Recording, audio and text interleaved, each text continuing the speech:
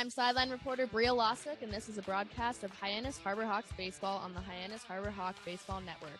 We'd like to take time to thank the Cape Cod Baseball League's corporate sponsors, including Cape Cod 5-Cent Saving Bank. Cape Cod 5 is proud to be a long-standing supporter of the Cape Cod Baseball League and its contribution to the local economy as a treasured summer attraction. Cape Cod 5 is a community bank serving customers throughout Cape Cod, the islands, and southeastern Massachusetts. Founded in 1855, the bank's mission is to enrich the lives of those it serves while contributing to the health and vitality of its communities. Cape Cod 5 provides a full range of banking solutions, including personal and business banking, residential mortgages, investment management, and trust services, and Coca-Cola Bottling of New England. Cape Cod Coca-Cola thanks you for supporting the Cape Cod Baseball League and for refreshing yourself with ice-cold Coca-Cola products. Please remember to recycle your empty bottles, cans, and all other recyclable materials. Thank you for tuning in to today's game in the Cape Cod Baseball League on the Harbor Hawk Baseball Network, where it's a great day to be a Hawk. We are back from White House Field, the home of the Harwich Mariners, where the Harbor Hawks are getting ready to do battle with the home team in Game 2 of today's 7-inning doubleheaders. Austin Dakuta, Zach Berman, and Drake Toll back in the broadcast booth as we get ready for the start of Game 2. The Harbor Hawks, unfortunately, Zach, just suffered a tough loss to end Game 1. A walk-off home run by the Mariners sent Hyannis packing by a score of 3-1. You know, it's a really tough way to go out, but here's the cold, hard reality of it all. You can't expect to win a baseball game only scoring one run. That is a fact, and the man who scored the lone run is in the batter's box now, as it's the right-handed hitter Tito Flores from Michigan standing in. Tito led off last game with a solo shot to left field as part of his 1-for-3 performance. First pitch of the night from Herman Fajardo is away, and it's a ball, 1-0. Yeah, Flores has been very impressive for the Hawks since coming over from Michigan. He hit a leadoff home run, of course, in Game 1. Wound up being the only run of the game for the Hawks in the second pitch of play, but as he takes that one inside there. Fajardo, the right-handed starting pitcher, was originally tapped to start Game 1 yesterday, but when things were postponed today, they moved Santucci to Game 1, and he impressed for the Mariners. So now we see Herman here in Game 2.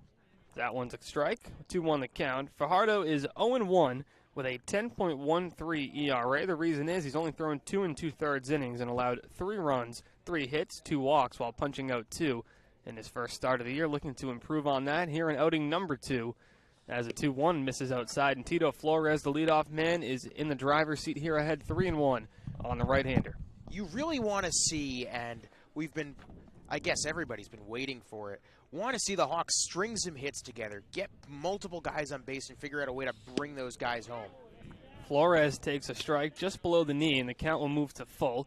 It'll be Flores, Hyannis, Campbell due up here to start things off in the top of the first. If you're just joining us, welcome to Game 2 of today's doubleheader between the Hyannis Harbor Hawks and the Harwich Mariners. Austin Dakuta, Drake Toll, Zach Berman, live from White House Field in Harwich as the Harbor Hawks looking to change their fortune and get back in the win column here in Game 2. The full count pitch on its way, misses for ball 4. The Michigan man, Tito Flores, leads off Game 2 with a walk. Well, really good eye there from Tito Flores, and you kind of wondered coming into this, what exactly is the strategy by having Flores in that leadoff hole? You didn't expect that with the roster you have built with Shanuel and guys like Rico Nishida in there, but it's paid off. First 2 games, he's gotten on base twice. After starting Game 1 at first base, it's Justin Hyannis in the 2 spot. He'll be at DH here for the second of 2 as it's a called strike at the knee, 0-1.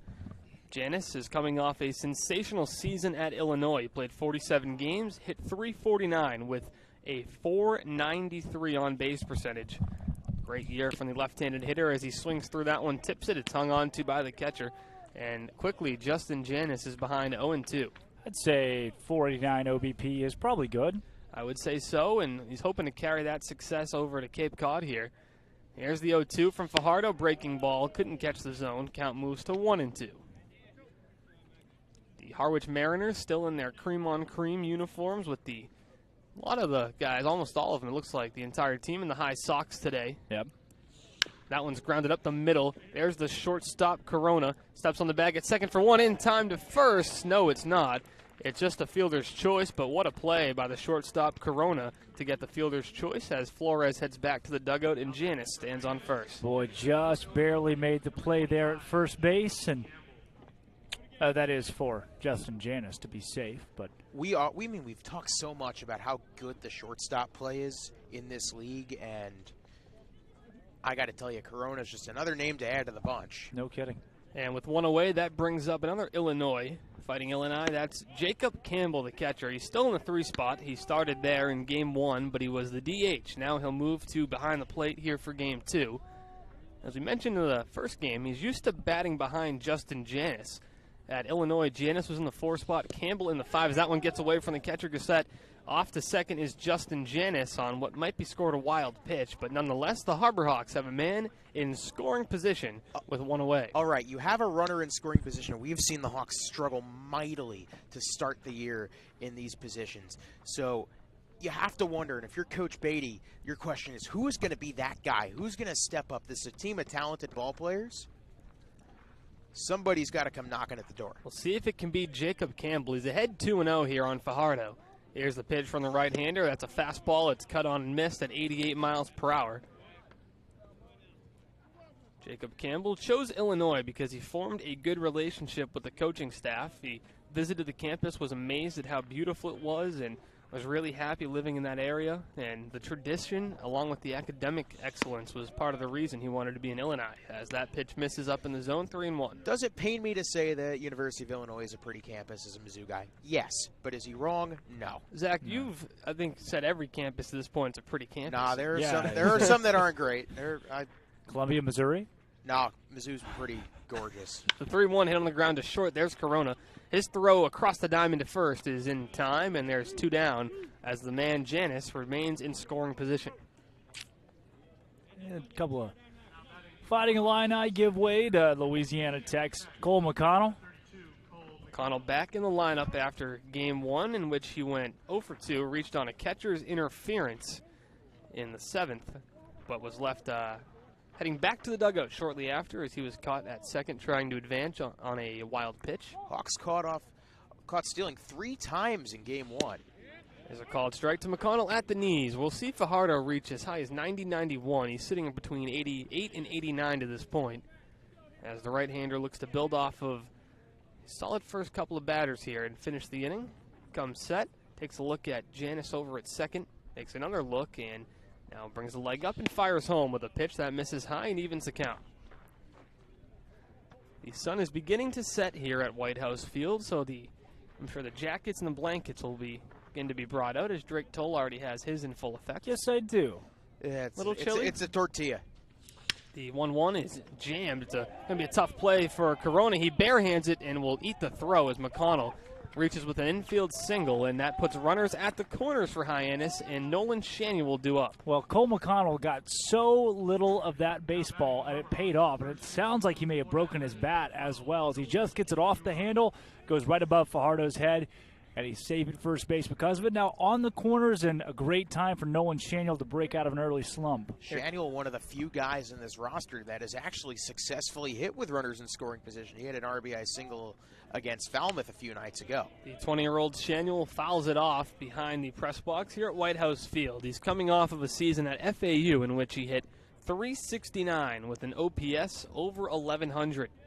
He struck out just 22 times and walked 39. That's a pretty good walk-to-strikeout ratio.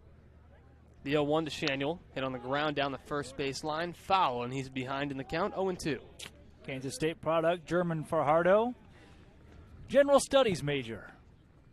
General Studies. Yep. That's a new one. Oh, he played for the Alaska Gold Padders. Yeah, he did. How about that? year. Isn't that nuts? Alaska League. A few guys here in the Cape that played in Alaska. I mean, that's quite the journey to get up there. Why It's a not good do it? league. Why not do Why it? not? You know, you have one summer, especially for him. It was after his freshman season at Arizona. Well, he's at Arizona for 2 years. It was after his sophomore season at Arizona. He goes to Alaska. That's a bucket list item for some guys, Right. I'm sure. Just like the Cape was one for Jonathan Fincher. Yeah. He put that on his bucket list and wanted to pitch in Cape Cod. And Wow. I'm sure Alaska's up there with some of these guys as well. Hey, Barry you- Bonds played in Alaska. You don't hear much about the Alaska League. You really don't. No, you America's Forgotten League. Is that what they call it? I believe think that so. might be I on a believe t-shirt. so. Counts It's 1 not. and 2 to Shania. Well, this is America's best league right here, right in front of us. So Here's the 1-2 to Nolan. It's popped up down the third base line. Lavari's moving over it as well as the left fielder, and it's going to drop harmlessly. So Shanuel has another life. It's Groover in left, Harding in center, and Teal in right today for the Mariners in Game 2. Seems Lavari, pretty rare, Corona, though. Goodwin, and Vetrano. How often do you see your Catcher to right field. catcher to right field? Not very often, but Teal's doing it. Got a good arm. Give him that much. Pretty slim frame, too. Can probably track a ball or two down. Shanuel digs back in the left-handed hitter's box with his black Adidas cleats and the basic white stripes on him. Firmly planted in the dirt as he stares down Fajardo for the 1-2. Here's the pitch. It's a fastball drilled to right field. Here comes Steele. He doesn't see it, and it drops for a base hit. Nolan Shanuel picks up the RBI single, and the Harbor Hawks take an early 1-0 lead. How good does that feel for Nolan Shanuel, huh? I have bad news, guys. The last time the Harbor Hawks scored first in a game, I don't want to tell you what happened to end it. Well, it wasn't a good ending, but this time they'll look to change that fortune by maybe scoring again in the first inning. That's exactly what you want to see a guy like Nolan Shanuel doing. He gets a breaking ball, catches too much of the plate, doesn't try and do too much with it, and just lays it into right for a hit. Here comes the newest member to the nest. That's Mitch Jebb, the third baseman. He got the start in Game 1 in his Harbor Hawk debut. Unfortunately, was 0 for 3, but did make a fine defensive play to save extra bases. Well, the coaches and staff here at Hyannis have all been so high on Mitch Jebb and what he brings to the table. And I like the idea of Jebb here in the 6th hole. Gets an opportunity now with somebody on base to get not just his first hit, but first RBI as well. Jebb, the left-handed hitter, takes a called strike just below the knee, and he's behind 1-2 to the right-hander Fajardo. Jebb has a very compact lefty swing. Like, his stance crowds the plate quite a bit. You can see he probably generates a lot of power. He's got a quick bat as he does. Serves it foul. Now the 1-2 is punched down the left field line. Still a decent amount of fans out there on the hill. The bleachers have thinned out just a bit for Game 2 here on this beautiful Monday afternoon in Harwich. Jebb, a former Kenosha Kingfish. Had 356 batting average, 448 OBP at Michigan State. Here's the 1-2 once more, and again it's spoiled down the left field line. Bunch of kids here in Harwich chasing down the foul balls behind the bleachers, so there's a couple souvenirs for those guys. Jebb with 6 home runs, 20 stolen bases, though. Really solid stuff on the base pass. Had 15 for the Kingfish last summer.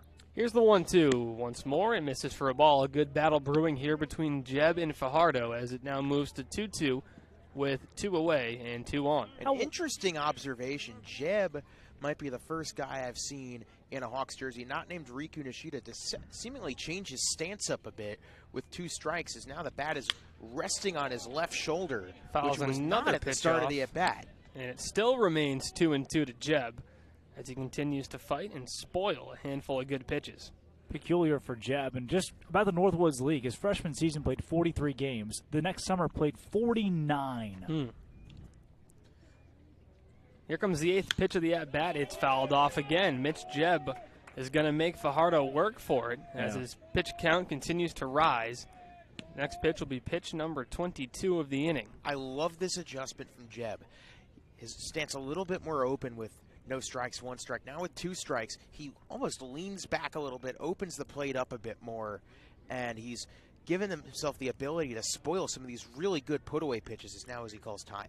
Going to make him really work for it. With runners on base, the Harbor Hawks have struggled this season, but they have brought 1 home in the inning as they hold the 1-0 lead over Harwich.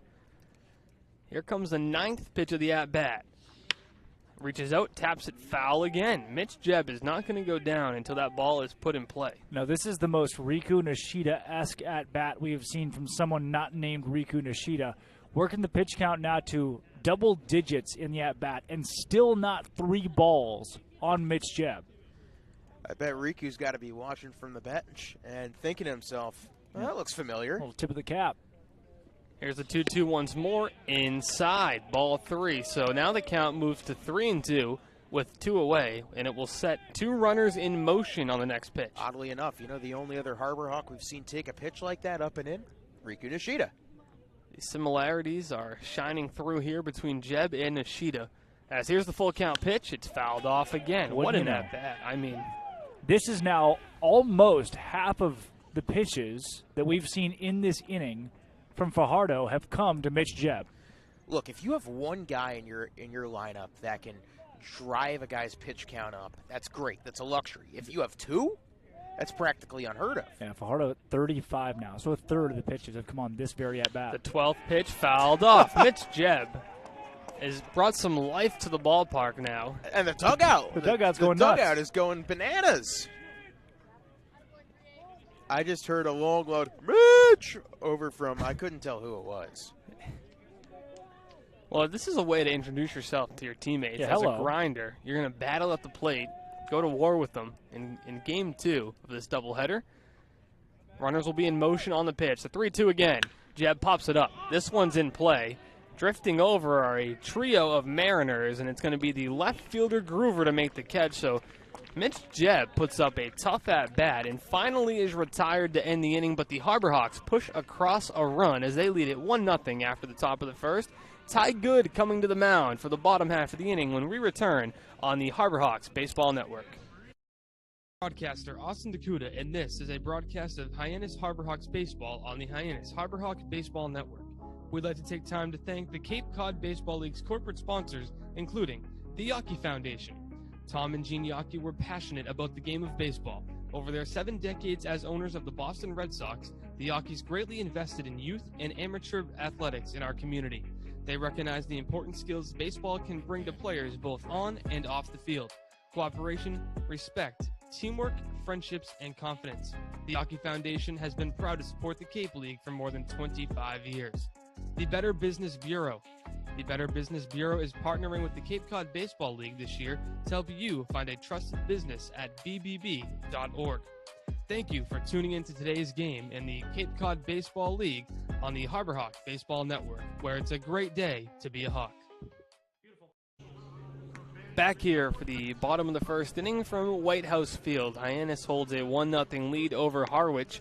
Austin Dakuda, Drake Toll, and Zach Berman on the broadcast side of things, and Ty Good is on the bump for the Harbor Hawks for Game 2, and Drake and Zach, I mean, we saw a sensational outing from the right-hander from Charleston, but first, Drake, how does he have to build off that outing? What can he do here to improve on it and have a solid start here in Game 2? Well, the second best starting pitcher that we've seen for the Harbor Hawks this season is on the bump right now. Starts with a T, ends in I good. He has been unbelievable through one start, and very similar to Brody McCullough, is just a guy that's going to command not just the zone, but command the off speed and use it strategically.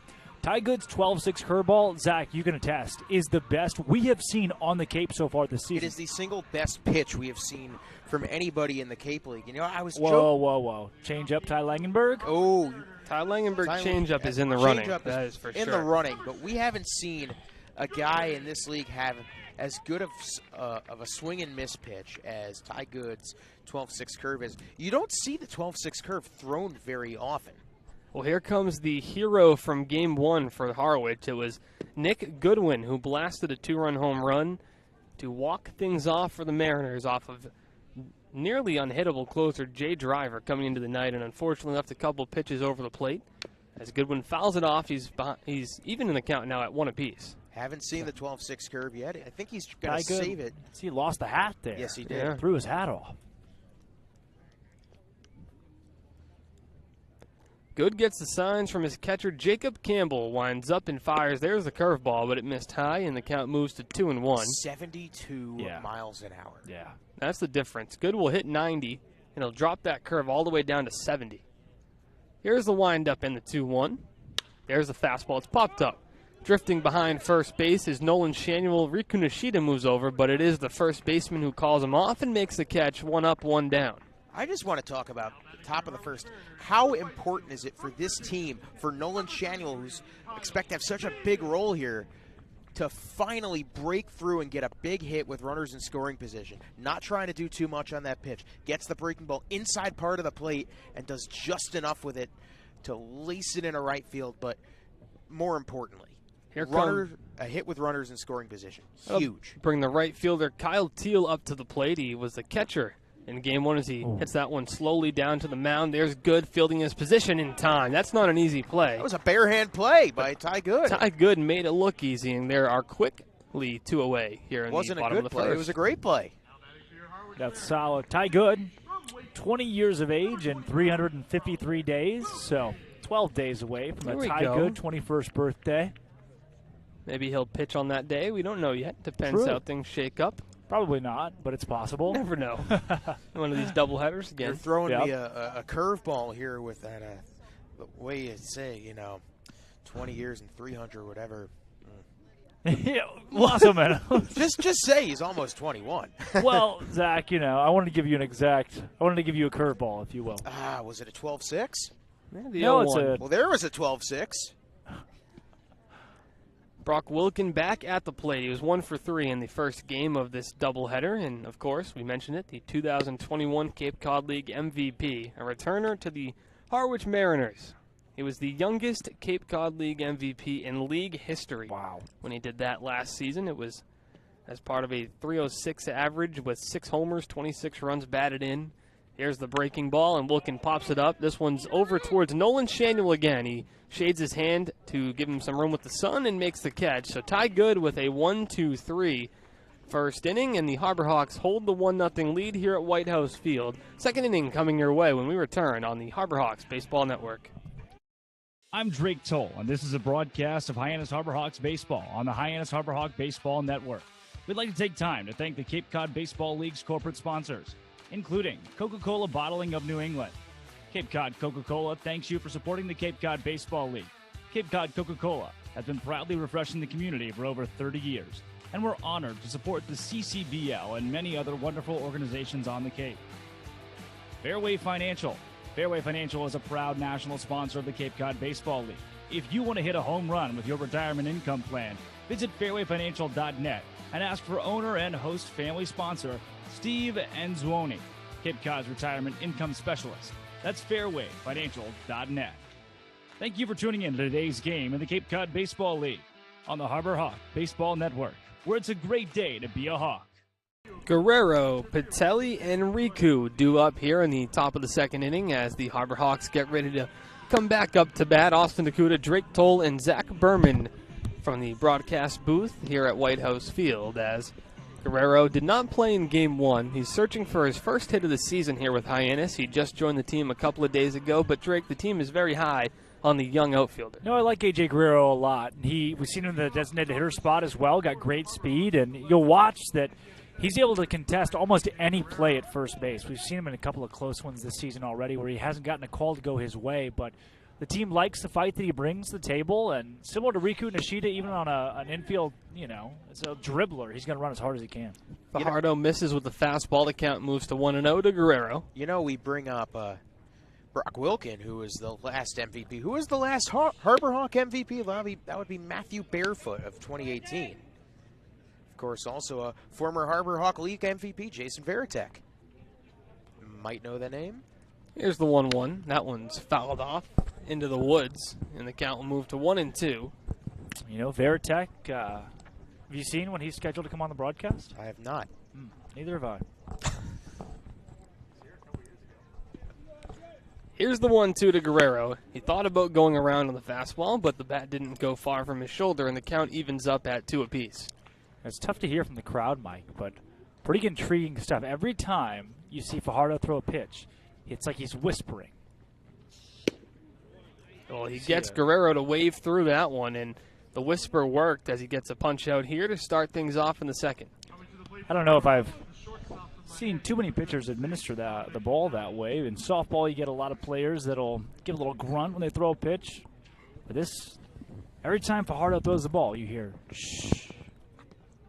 The crowd comes silent as the Miami shortstop steps to the plate, Dom Pitelli. Pitelli had a solo home run back on Saturday night against the Kettleers. It was a deep drive to right center. And he's made some highlights already in his short time with the Harbor Hawks for his defensive wizardry over at the shortstop position. Called strike. We were told coming in he was one of the best defensive shortstops in college ball, and he's shown exactly why in the time he's been here. Pitelli stands in the left-handed hitter's box with the orange Miami cleats, orange and white Miami batting gloves, and you guessed it, an orange Miami arm sleeve. Here, listen to how intriguing that is. You hear this shush coming from Fajardo. 2-1 the count to Dom Pitelli. Here's the windup from Fajardo. And he gets Pitelli to wave through you it. got it there. 2-2. 87-mile-an-hour pitch there. Solid stuff from Fajardo. Riku Nishida on deck for the Harbor Hawks. With one away in the inning, Pitelli looking to get on base with 2 strikes. Here's the pitch, and he fouls it off. Comes right over near Drake Toll, who was ready to make the play. Yeah, nice job. I wasn't picking up on the before. I wasn't either. And now that you pointed it out, I can't. Tough not to miss. Now, yeah, it's one of those things that loud. once you become aware of it. Wanted the call, couldn't get it, and the count moves to full. Yeah, Fajardo sits 90-94 with a fastball, has a curve at 77-82, slider 80-84, and changeup 82-86. So another 4-pitch guy here for Harwich. The full count pitch to Pitelli is spoiled off towards the parking lot, and the Harbor Hawks are really making Fajardo work today. Oh, yeah. Here in Game 2. Impressive at-bats, and on top of impressive at-bats with another likely impressive at-bat. I am speaking myself into oblivion with another impressive at-bat in the on-deck circle. The 3-2 is fanned on and missed, and Fajardo retires the first 2 Hawks by way of the punch-out to start things off here in the top of the second. Well, if Fajardo thought that Mitch Jebb drove a hard bargain during the at-bat, he's really not going to like Riku Nishida. Nishida steps to the plate for the first time here in Game 2 as he bats in the 9-hole. He 1 for 1 in Game 1. He also drew a walk but was caught stealing, unfortunately. That's the one downside of him batting in the 9-hole. He may only get up 2 times in a doubleheader. Here's the first pitch to Riku, and watches that one go by for a strike. Riku 5 for 21 on the year, 238. Of course, the value in his game is more than just getting on base. It's working up counts. Takes a pitch. That misses high. 1-1 the count now to Nishida. That 85 looks a lot like a fastball. Little to no movement on that. And if it is, Fajardo just doesn't have the velo today. That misses as well. Nishida ahead in the count. Ready to try to work some antics as he gets further and further into the count against pitchers. You see he's got that nice short stance. And he'll expand it later in the at-bat as that pitch is fouled off. And now with 2 strikes, we'll see how Nishida chooses to battle the right-hander Fajardo. All right, here we go. All the way down the ground. Looks like a new antic here. He takes a couple practice swings, one hand, just his outward hand, his right hand. Fajardo at 54 pitches right now. We see how many he gets through with when Riku Nishida is done. Here's the 2-2. That's a ball. Unfortunately for Fajardo, was nowhere close to the zone, and it pushes the count to full to Riku. Well, tell him how you really feel. He did miss by a lot there, true. Here's the windup, and the full count pitch is fouled off down the third base line, and now Riku looks to play spoiler until he gets something he likes. Yep. Hey, Riku has been a beacon of consistency for the Hawks. He has reached base every game except for one, which is the Katua game on Saturday. And in that game, he was still a pillar of strong defense out at the second base spot. Here's the 3-2 once more, and Nishida sends that one off towards the trees behind the third base dugout. And if you're Herman Fajardo, you're thinking to yourself, oh my goodness, not again. First, Mitch Jebb drove his pitch count way above where he was hoping for it to be, and that's part of the reason there's already action down the third base arm barn where it's a Harwich left-hander warming up. That one misses for ball 4. Riku Nishida works a 2-out walk, and that'll bring things back to the top of the order for Hyannis. How about this? Mitch Jebb and Riku Nishida combined for 21 pitches. Are you kidding? Of the day right now for Fajardo. He has thrown in total 58 now. We saw McCullough's day ended at 60. Fajardo is only an inning and 2/3 in, already got action of the bullpen. And of the 58 pitches he has thrown, 21 of them have come to 2 batters. If you're Coach Beatty right now, you have to be sitting there cackling to yourself like, man, I get another one of these guys now? He's already got one. Here comes Tito Flores. He lines that one on the first pitch to left field for a base hit. The Harbor Hawks now looking for some 2-out magic as it's runners on first and second here. Well, now Riku Nishida combined with Mitch Jebb and our friend Tito Flores have 22 pitches of... Tito was not going to wait around and play spoiler, and that's going to prompt a visit to the mound. We'll see if this is a pitching change or just to settle things down for the young right-hander. One has to note, Tito never batted leadoff much in his time at Michigan, and it was definitely a curious decision by Coach Beatty to put him in the leadoff spot. Caught my eye. I was very curious as to why. So And Fajardo, almost immediately, he has shown exactly why he was put in that spot. A leadoff homer yesterday, earlier today, should I say, and now a walk and a single in already 2 innings. Really starting to like how Tito Flores is seeing the baseball early. So Fajardo's day is done, as it's a left-hander by the name of Liam Sullivan stepping in here to try to work himself out of some danger. Fajardo was not bad at all, but unfortunately for him, he ran into the buzzsaw that is Riku Nishida and Mitch Jebb, and they drove his pitch count up, and will have him exit just with 1 2/3 under his belt, and he is responsible for the runners on first and second. Well, say goodnight to Fajardo and hello to Liam Sullivan, who stands at 6'6". The southpaw is 245 pounds from Sandy Springs, Georgia, and is a pitcher for the Bulldogs. 1-0 on the Cape this year. He's had 1 appearance, 3 innings, allowed just 1 hit, and struck out 5. And I'm doing the check the 1 and the 2. That's good. That is good indeed, and unfortunately for the Harbor Hawks, in this situation, you already have 2 outs, so you can't afford some weak contact or allow Sullivan to be good. You need to jump on that early fastball, it seems. You want to talk about a guy that strikes out a lot of opposing batters. In his 2 seasons down in Athens with the Dogs, he has struck out 103 to 40 walks. So in 87 innings, 103 strikeouts, 40 walks. Yeah, this past spring, 43 strikeouts to 19 walks, allowed 50 hits, though, in 41 innings. 50 hits in 41 innings. So he's going to throw strikes, just a matter of what you do with him. 5.18 ERA in Athens, 88 to 92 sits his fastball. He's another 4-pitch guy, 74 to 78 on the curve, 77 to 81 on the slider, and a changeup that hits 81 to 85. Allowed 10 home runs and 16 extra bases for the Bulldogs. Well, there are 2 pitchers on the Mariner roster, both named Sullivan. We Not can related. confirm they are not related. Not related, but Liam, the one on the mound, the left-hander, does have a pair of brothers. One named Ryan plays baseball at Rhodes College. Yes, he does. And his brother Patrick played baseball at Georgia. Wow. So poor Ryan. Yes, the Bulldogs were going to balk at that one. 2 of the 3 brothers. Unfortunately for Ryan, he could not complete the trifecta, but a baseball family either way, and Liam will fire a first pitch fastball that can't find the zone. It's Justin Hyannis back at the dish. He reached on a fielder's choice and later scored just 1 inning ago. Sullivan, 58% of the time to lefties, will throw a fastball.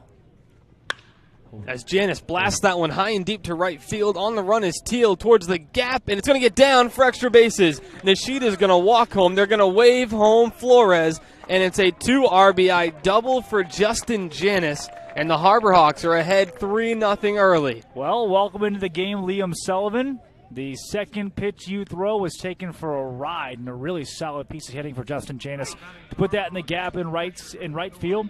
About 375 feet is where it landed, nearing the warning track, and a great way to wake these bats up for the Harbor Hawks and put 3 runs on the board. An extra base hit with runners in scoring position. They have been few and far between and are much welcome here early in the second. Already 4 hits for the Hawks. Hyannis' Illinois teammate Jacob Campbell steps up and looks to drive home his friend from second, but we'll have to wait another pitch as that one's popped foul. That was a phenomenal piece of contact by Justin Hyannis.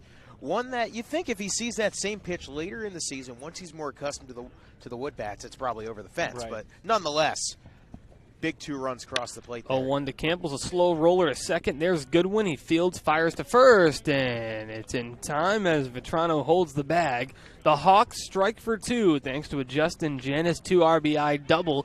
They now lead at 3-0 on the Harbor Hawks Baseball Network. Broadcaster Drake Toll, and this is a broadcast of Hyannis Harbor Hawk Baseball on the Hyannis Harbor Hawk Baseball Network. We'd like to take time to thank the Cape Cod Baseball League's corporate sponsors, including Curry College. Curry College is where you go to become anything you want. Curry prepares students to engage in successful careers with learning beyond the classroom. Explore undergraduate programs, NCAA Division III athletics, and continuing education and graduate studies, including 5th-year master's programs at curry.edu. Franklin Sports. The Hyannis Harbor Hawks would like to thank Franklin Sports for their sponsorship of the Cape Cod Baseball League. Franklin is yet again the proud official batting glove sponsor of the Cape Cod Baseball League. Throughout the summer, all 10 Cape League teams are wearing their own custom team batting gloves, courtesy of Franklin Sports. Cape Cod, the major leagues, only the best hitters in baseball wear Franklin gloves. Thank you for tuning into today's game in the Cape Cod Baseball League on the Harbor Hawk Baseball Network, where it's a great day. As Ty Good finishes his warm-up pitches on the mound, we welcome you back to White House Field. Austin Nakuda, Drake Toll, Zach Berman back in the booth as the Harbor Hawks have jumped up early to a 3-0 lead. Guys, we talked about it before Game 1. It's important for this team to start to get ahead early. They've dug themselves into some holes, but it's a very good sign to see the offense get ahead and get alive early in this ballgame. At this point, you just got to hope that this is something you can build off of. And obviously, these players, some of the best collegiate players in the country, it's good to see the bats wake up, and hopefully this is the start of things to come. I believe it is. Well, looks like Tim Elko will ground out to shortstop, bench over to third.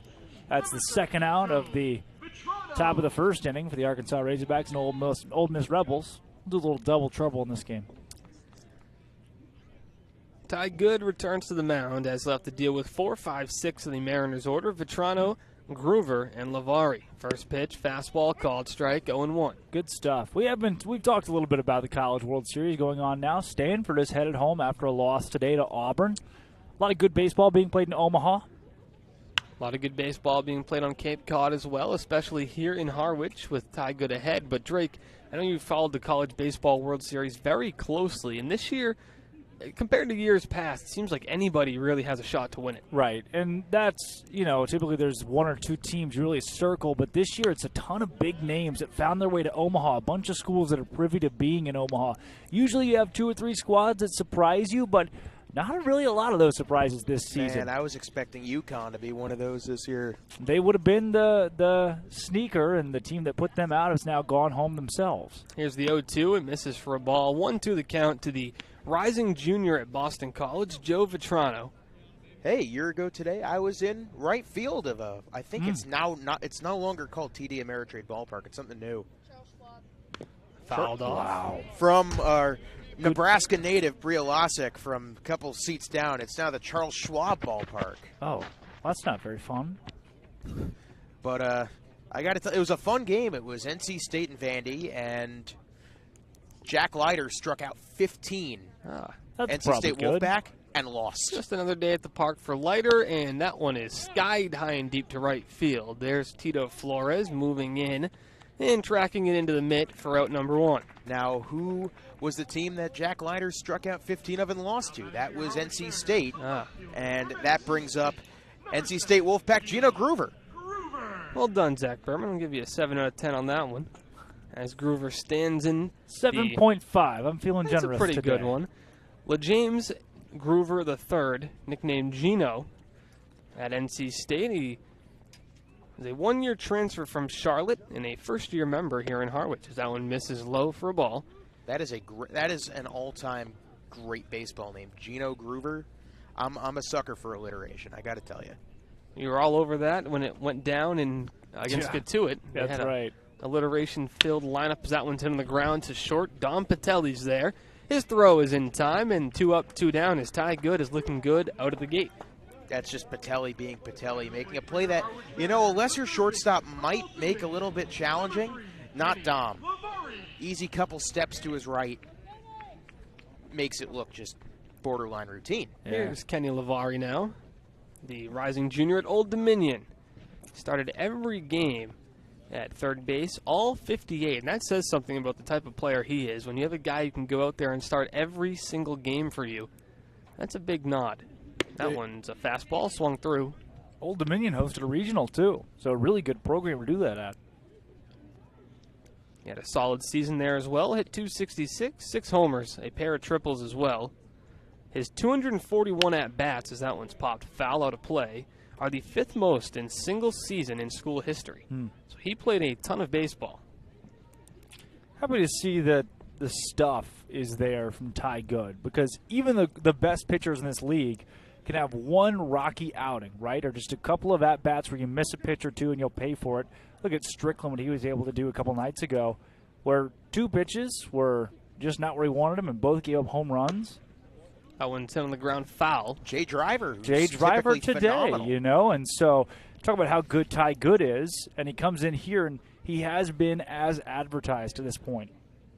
And, you know, pitchers will have bad games. That's just the nature of the beast. But, you know, on the Cape, you get so few chances to shine. Give up 3 runs, and your ERA is going to balloon. Here's the 0-2 from Good, and Jacob Campbell took a couple steps towards the dugout. They check with the third base umpire, Mike Hinojosa, and he says no, he did not go around, so it's 1-2. Campbell behind the dish tonight has had a great start to his Cape Cod career defensively. He's thrown out 3 out of 4 base stealers. Ty Good shakes him off a couple of times and confirms the sign, brings home the 1-2. It's a fastball that misses high. Count will even up. Yeah, talk about Good's first appearance, had 4 strikeouts, did have 3 walks and 2 hits allowed. No earned runs, no runs period in that game. But had dealt with a few base runners, hasn't had that issue yet here. You can tell tonight he's a little bit more in the zone. Yeah. Here's the windup and the 2-2. Fastball misses, or breaking ball, that is. It wasn't the curveball, but it was at 80. Looked like a fastball I say out of in the the hand. zone, but almost he looks more relaxed, as if maybe the first game he had some jitters, and if he did, he didn't really show it. But here's the full count offering. That one's popped foul, and now Lavari will look to play spoiler, as Jeb and Nishida did for the Harbor Hawks, and try to drive up Good's pitch count. You can just kind of see it in his facial expressions. This dude is locked in right now, and I'm sure the 3-0 lead helps. This is, of course, only the second game all year where the Harbor Hawks have had a lead bigger than 1 run. Breaking ball misses for ball 4. Ty Good tried to sneak one in at 73 miles per hour, but unfortunately it missed, and that allows a 2-off walk and the first base runner of Game 2 for Harwich. Really tough to lay off of that one, so credit to giving that one a nod and letting it go by. Matt Gassetti now will get ready to step up to the dish for the first time here today. Had the day off, or the game off, rather, just a couple hours ago, and now he's ready to go here behind the plate for Game 2.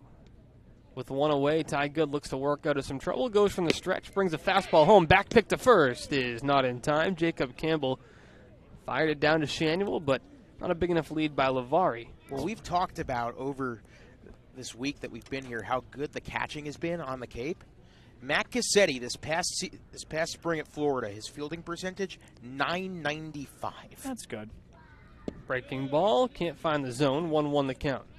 Ty Good to this point, only 25 pitches thrown. He's through 1 2/3. At this point in the game, through 1 2/3 for the starter on the other side, you're looking at 58 pitches. And, of course, it's only a 7-inning game, so every pitch just has that much more meaning. Good, takes a minute, now fires home a 1-1 that was blocked by the umpire, and it ends up in the right-handed hitter's box, allowing Lavari to advance. Jacob Campbell couldn't find it. He was expecting it to go by him. It did, but unfortunately it bounced off James Byrne, the home plate umpire. It's like it caught Byrne and it just stopped. And Campbell was looking up, he was looking down, the ball was right at his feet. But nothing you can really do about that. Byrne seems to be okay, too. That's a good thing. 2-1 the count.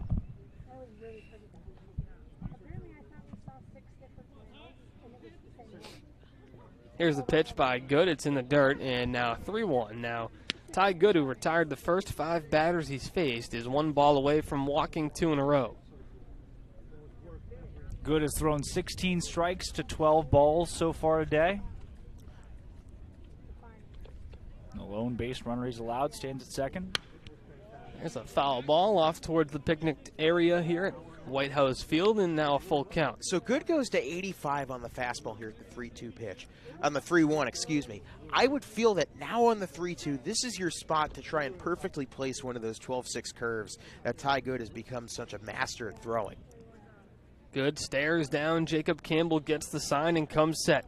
A little look over at Lavari at second. Now he checks back a couple more times and fires home. It is the 12-6, and it is a punch-out. Ty Good works himself out of a 2-out runner in scoring position and gets Matt Cassetti down on strikes. Now, before we head to the 3rd inning, we're going to toss it over to our sideline reporter, Bria Losick. Thanks, Austin. Well, it's a family affair this week with several Harbor Hawk parents making the trip out to the Cape. I talked to Ethan Hammerberg's parents, Sue and Chris, before the doubleheader, and they're very excited to see their son play this week. Chris said yes, he was very disappointed that the doubleheader was postponed yesterday, but that spending the whole night with Ethan on Father's Day was a pretty good alternative. Back to you guys. Thank you very much, Bria. We may see Ethan later in today's ball game, but for now we're going to take a break here from White House Field on the Harbor Hawks Baseball Network. I'm sideline reporter Bria Losick, and this is a broadcast of Hyannis Harbor Hawks Baseball on the Hyannis Harbor Hawk Baseball Network. We'd like to take time to thank the Cape Cod Baseball League's corporate sponsors, including Cape Cod 5 Cent Saving Bank. Cape Cod 5 is proud to be a long-standing supporter of the Cape Cod Baseball League and its contribution to the local economy as a treasured summer attraction. Cape Cod 5 is a community bank serving customers throughout Cape Cod, the islands, and southeastern Massachusetts. Founded in 1855, the bank's mission is to enrich the lives of those it serves while contributing to the health and vitality of its communities. Cape Cod 5 provides a full range of banking solutions, including personal and business banking, residential mortgages, investment management, and trust services, and Coca-Cola Bottling of New England. Cape Cod Coca-Cola thanks you for supporting the Cape Cod Baseball League and for refreshing yourself with ice-cold Coca-Cola products. Please remember to recycle your empty bottles, cans, and all other recyclable materials. Thank you for tuning in to today's game in the Cape Cod Baseball League on the Harbor Hawk Baseball Network, where it's a great day to be a Hawk. Lefty to start us off here in the top of the third inning. Cole McConnell stands in as Liam Sullivan returns to the mound. Austin Nakuda, Drake Toll, and Zach Berman return to the mics here as the Harbor Hawks hold a 3-0 lead. Well, the sun has gone down and the snowflakes have begun to fall here at White House Field. Oh, come on. That one misses for a ball, 1-0. Drake, this is not that cold. It's pretty chilly. It is pretty chilly. Drake. 65 degrees. Drake, I want to know, how old were you the first time you saw snow? Probably. It was yesterday, actually, Yeah. in Hyannis. 30 days old. What do you want? Now what? 2-0. I went to school with a couple kids from Florida. And I remember the first time it snowed. They were running outside. Ever tell you how I grew up in Alaska? Yeah. With the Alaskan Baseball League, the 2-0, that misses low, 3-0. Now, we did see Sullivan spike a couple during warm-ups before the start of the third inning, so It's carried over a bit. it has here. carried over. Yeah. 3-0 is not the best spot to be in. Green light, red light here. What do we think? Red light. It is a red light, and it is a called strike, 3-1. Cole McConnell back in the lineup. He singled his first time up and started to really swing the bat well here. Here's the windup and the 3-1 from Sullivan. Another fastball, another strike, and the count moves to full. Oh, McConnell did love that call, and he may have a case here, but anything close to the zone on a 3-1, and you got to think this early in the game, up 3-0 especially, you got to have the green light there. Now he'll have to battle here with the count full. Here's the windup and the 3-2, and he does just that, fouling it off and staying alive. There's a song about that. Is there? Yeah. No. I wasn't Staying sure. alive, it doesn't, I don't think it pertains to baseball. Oh, yeah. What does it pertain to? Anything can pertain to baseball if you think hard enough about it. Foul ball. That's just Jiu-jitsu. Now, where are you going with that? Oh, I think you backed Yeah. me into a corner, buddy. Yeah, that's good. That's Cole good. McConnell remains with the full count. And another Harbor Hawk batter not going down without a fight as they continue to battle the Harwich pitching. Here's the windup, and the full count pitch is hit on a line between short and third. There's Corona. The throw on the run is not in time. It's a tough play to make, and it died on the grass a bit. So McConnell with his second infield single of the ballgame. You know, I don't usually call these as a broadcaster because I would rather not be that guy. But right here, I've got a good feeling about a long ball from Nolan Shaniel. Okay. If there's ever a time to Okay. do one, give me Nolan Shaniel here for a long ball. Hey, Harrison Myers doesn't like it. I already called my 12-6 curve strikeout. I Yep. think I'm happy for the night. I'm feeling lucky. Give me a lottery ticket from the Massachusetts State Lottery. Oh, 8 out of 10. Give me a Nolan Shaniel homer right here. All right, well, here's the first pitch from Sullivan to Shanuel. It's in the dirt and blocked by the catcher Gassett. Just to go back to that single by McConnell, now you're starting to see a bit of a trend with Cole. 7 of his 11 balls put in play have been hit to the left side of the infield. That stat courtesy of Honeydew Donuts, the Yep. 1-0. You only get that kind of analysis here. Only on the Harbor Hawk Baseball Network. The 2-0 is the count now, and that is correct. As Zach Berman, you've become quite friendly with Point Streak today. Yeah, you guys are tight. And speaking of tight, that one just got in the zone. Hey, I tend to make ferns pretty fast, so. I liked Point Streak, though. That is a neat graphic you got. I didn't know it existed. I did not either. That is some good investigative reporting, and that is a good fastball in the zone, 2-2. That's just the Missouri method. That's what they teach you at the University of Missouri. John Hamm. Brad Pitt. Yep. Liam Sullivan on the mound, and the count is 2-2. And here's the pitch. That one misses below the zone. 3-2 now. Also, Not a better count in baseball to hit a home run. 3-2, you get a fastball in the zone, and you just take it for a ride. Nolan Shaniel's due for an extra base hit. I think he's due for a tank, like you said. So I'm ready for it at some point. McConnell on first, Shanuel at the plate, and it's a line drive, base hit. It's not a home run, but we'll take another single as Shanuel is now 2 for 2 on the day. I feel like we've been waiting for that for a long time. Shanuel, 2 solid pieces of contact. Now you got 2 on, nobody out, and chance for the newest Harbor Hawk to really stake his claim on this team, make himself feel right at home. Yeah. Hey, shoot for the moon, land on the stars, what I always say. That home run was just like a positive jinx to get something brewing. Solid piece of hitting from Shanuel, and now Mitch Jebb hopes to pick up his first hit as a Cape Cod League player. And boy, we saw him fend off, 12 pitches his last at-bat? It was quite the battle, and he'll look to replicate that here. With nobody out, a pair of Hawks on the base paths and Sullivan on the mound. Breaking ball, called strike. Hawks on the pond. We've yet to say that. That's a good one. Way to be. I like that. Even in Game 2 of the doubleheader, we're still on our It'll game. play. It'll play. That will play. 0-1 the count to Jebb, and here's the pitch. That one came in too high, and the count evens up at 1-1. It's interesting, especially here on Cape Cod, we've seen this year that pitchers in 1-0 counts or even 2-0, they're going to throw their breaking ball because a lot of them can throw it for a strike at any time, and it might be their best pitch. Yep. We'll see where he goes on 1-1. That one is drilled to center field. Back on the run is Harding. It's going to be playable, and he'll make the catch in left center for out number 1. I'm pretty impressed with that contact, even though it doesn't result in anything more than a long, loud out. Very impressive stuff from Mitch Jebb to be able to turn around a pitch inside part of the plate on his hands, send it pretty far out in the left center field. That is some good bat speed. There's a reason why he batted the way he did and played the way he played at Michigan State. We just saw a little bit of that, and that will translate to hits down the stretch. That'll bring up the left fielder is A.J. Guerrero. He's still searching for his first hit of the Cape season, but started to really swing the bat better as he jumps on that first pitch. Hit on the ground to short. Corona can't get out of the glove. Throw to first is still in time, so no shot at a double play. Puts runners on second and third with 2 outs as Guerrero heads back to the dugout. Seemed to have a little bit of trouble on the transfer there. You saw the ball just get kind of stuck in the webbing, and I think Guerrero runs pretty hard out of the box, so I'm not sure if he would have had a chance at 2 either way. But here's a big spot for Pitelli, and Pitelli he started off cold. He's now hitting 2 consecutive games. Watches the first pitch for a strike. Stacked Jebb with Guerrero and Pitelli all in a row. They all look the exact same. And play baseball in a very similar way, too. It's a fair point. The 0-1. Also a strike, and Pitelli is behind 0-2. So after a pair of singles, the Harbor Hawks are in danger from stranding a pair. They've done a better job in today's game at bringing runners home as they lead it 3-0.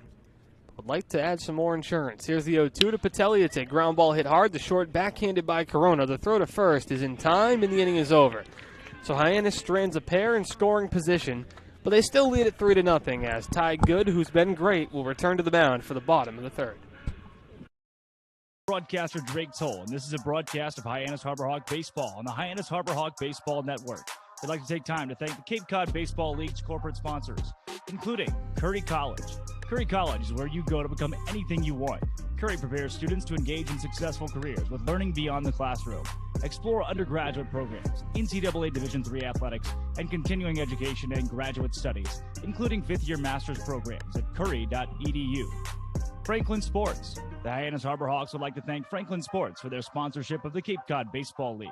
Franklin is yet again the proud official batting glove sponsor of the Cape Cod Baseball League. Throughout the summer, all 10 Cape League teams are wearing their own custom team batting gloves, courtesy of Franklin Sports. Cape Cod, the major leagues, only the best hitters in baseball wear Franklin gloves.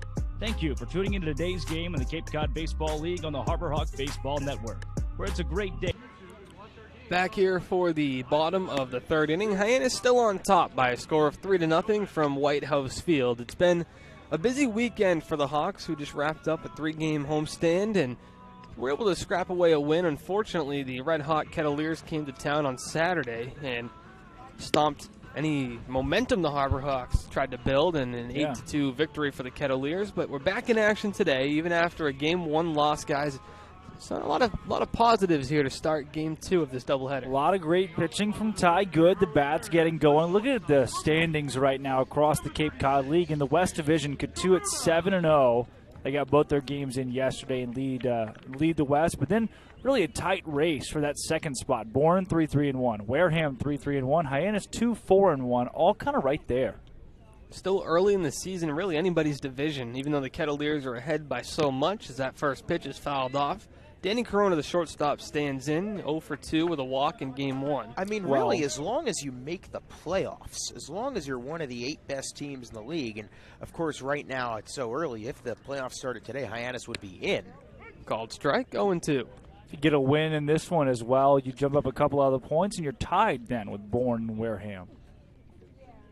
Harbor Hawks have played almost every game competitively to this point, and here's the 0-2, and it's a breaking ball, swung on and missed. Not the 12-6. Not the 12-6, but it was off speed, and it is the second strikeout by Ty Good. You know, I'll say it. I don't think we're seeing Ty Good's best stuff with the 12-6 in this game, not compared to what we saw him throw against Orleans earlier in the year, but it goes to show that he's still shutting down Harwich because his other stuff is still pretty elite. Like, we haven't seen one of those, like, the only super elite 12-6 curve that we saw was the one to take out Gassetti, and that one he dropped all the way down to 70 miles an hour. We did not see him get that low in that first game. Here's the 1-0. Another breaking ball. It's a called strike at 73. There's the 12-6 right there. That looks more in line with what we saw against the Firebirds. Yeah. Perfectly placed pitch. Cole Harding was 2 for 3 with a run batted in, and another 12-6. This time it misses for a ball, 2-1. So Harding coming off of a good game in Game 1. The Mariners all up on the dugout on the left side, and a handful in the arm barn down the left-hand side of the field as Harding See, that's just unfair. You go from 74 miles an hour on the 12-6, then dialing up 90 on a fastball right over the heart of the plate, and that just mixes up a hitter so badly. There's the fastball again, and there's the swing and a miss again. That's it's 3 punch-outs in a row for Ty Good, who really, the one walk is the only blip on the radar in this game. He's been near perfect. You know, in between games, talked to the director of broadcast, Harrison Myers, about MLB The Show. I think if you are playing a video game, and if you are pitching with any Harbor Hawk in a video game, Ty Good would be the most fun player to pitch with, because just his array of off-speed stuff as he throws, there's the 12-6 again, 0-1. It's borderline unhittable, and not just that, it also makes these batters look silly. And these are some of the best collegiate batters in the world you're dealing with here. Well, I am one away from a Berman bingo. Ground ball, Pitelli, a tough play to throw to first in time. Wow. Dom Pitelli is a wizard at the shortstop position. We have almost the Berman bingo, but what we do definitely have is another 1-2-3 inning for the Harbor Hawks as Ty Good's got his breaking ball working. It's still 3-0. We're still at White House Field, and this is still the Harbor Hawks Baseball Network. I'm Zach Berman, and this is a broadcast of Hyannis Harbor Hawks Baseball on the Hyannis Harbor Hawk Baseball Network. We'd like to take time to thank the Cape Cod Baseball League's corporate sponsors, including Mosquito Mary's. The Cape Cod Baseball League would like to welcome our new sponsor, Mosquito Mary's, a locally owned, family-operated business that provides all-natural mosquito and tick control services. Call 866-ASK-MARY or go to mosquitomarys.com. Mention the Cape Cod Baseball League and get your first treatment for only $29. We would also like to thank 99 Restaurants. The 99 Restaurant and Pub is proud to be a sponsor of the Cape Cod Baseball League. Visit your local 99 and try their famous Colossal Lobster Rolls, piled high on grilled brioche and served hot buttered or with just the right amount of mayo and celery with fries and coleslaw. The 99, always the real deal. Thank you for tuning into today's game in the Cape Cod Baseball League on the Harbor Hawk Baseball Network, where it's a great day to be a Hawk. Damn. Back here for the top of the fourth inning as the Harbor Hawks get ready to come up to bat. It's going to be what some have called, what many have called, the toughest out on Cape Cod in Riku Nishida to lead us off. It's us. We're many. Yes, we are. We are many, we are three, we are all. Put that on a T-shirt, huh? My Berman bingo was Zach naming which Hyannis pitcher he would prefer to use in a baseball video game. There we go. I had it. Bingo. Yep, I'm one away from a Berman bingo. My second Berman bingo. I believe I am two away. The free space is coming big. Here comes Liam Sullivan, and he greets Riku with a fastball at the knees for a strike. 0-1 the count. Nishida drew a walk and later scored in the top of the second inning. Here's the windup in the 0-1. Another fastball, same spot, and same result as Nishida is behind 0-2. And here we go. Now he'll widen the stance. Try to throw the pitcher off as he crouches down below the catcher. Now takes a wide step, widens the stance, holds the bat up, and watches a fastball way outside the zone. Count moves to 1-2. Sullivan didn't budge when Riku pulled his two-strike Riku approach. Yeah. He almost looked in on me. He's like, "You're not fooling me. You're not getting anything by me." And then, threw the first pitch outside. The 1-2 breaking ball. Nishida, a rarity here on Cape Cod as Riku has struck out. Wow. We don't see that at all. No, That not at all. Once in a blue moon occurrence. Just 9 in his collegiate season last Make year. it, I believe, 2 on the Cape. Second strikeout. One looking that was a pitch out called strike 3, and then that swing and miss right there. That's still, I think, my only major vendetta this season was a called strike 3 pitch out. Yeah, that was something. That was a lot. And a win, though. The Harbor Hawks came back to win that game on a walk-off wild pitch. Tito Flores back at the plate as we're back to the top of the lineup card. Flores is 1 for 1 here in Game 2. He also walked and scored a run. This is coming off of a 1 for 3 performance in Game 1 of the doubleheader in which he mashed a solo home run. On the second pitch of the game at that. Wasted no time.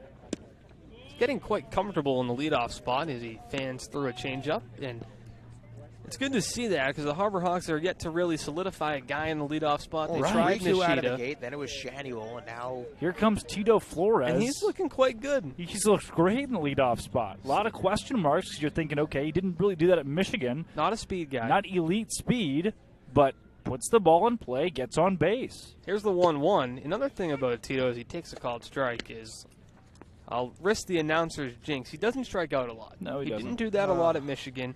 He came into the game he also said we were going to the 8th thanks, inning of with the first Austin. game. just one punch out. I mean, Sullivan shakes off the sign from Gassetti. If it happens, it's because of you. Here's the windup and the 1-2, and that's a ball. 2-2. I actually think Dakuta Tito stays alive. I think Tito. Me thought and that Tito was are strike both 3. at the He plate looked here. like he was going to take a step or two off the. We are 1 for this at bat. We are one. We are many.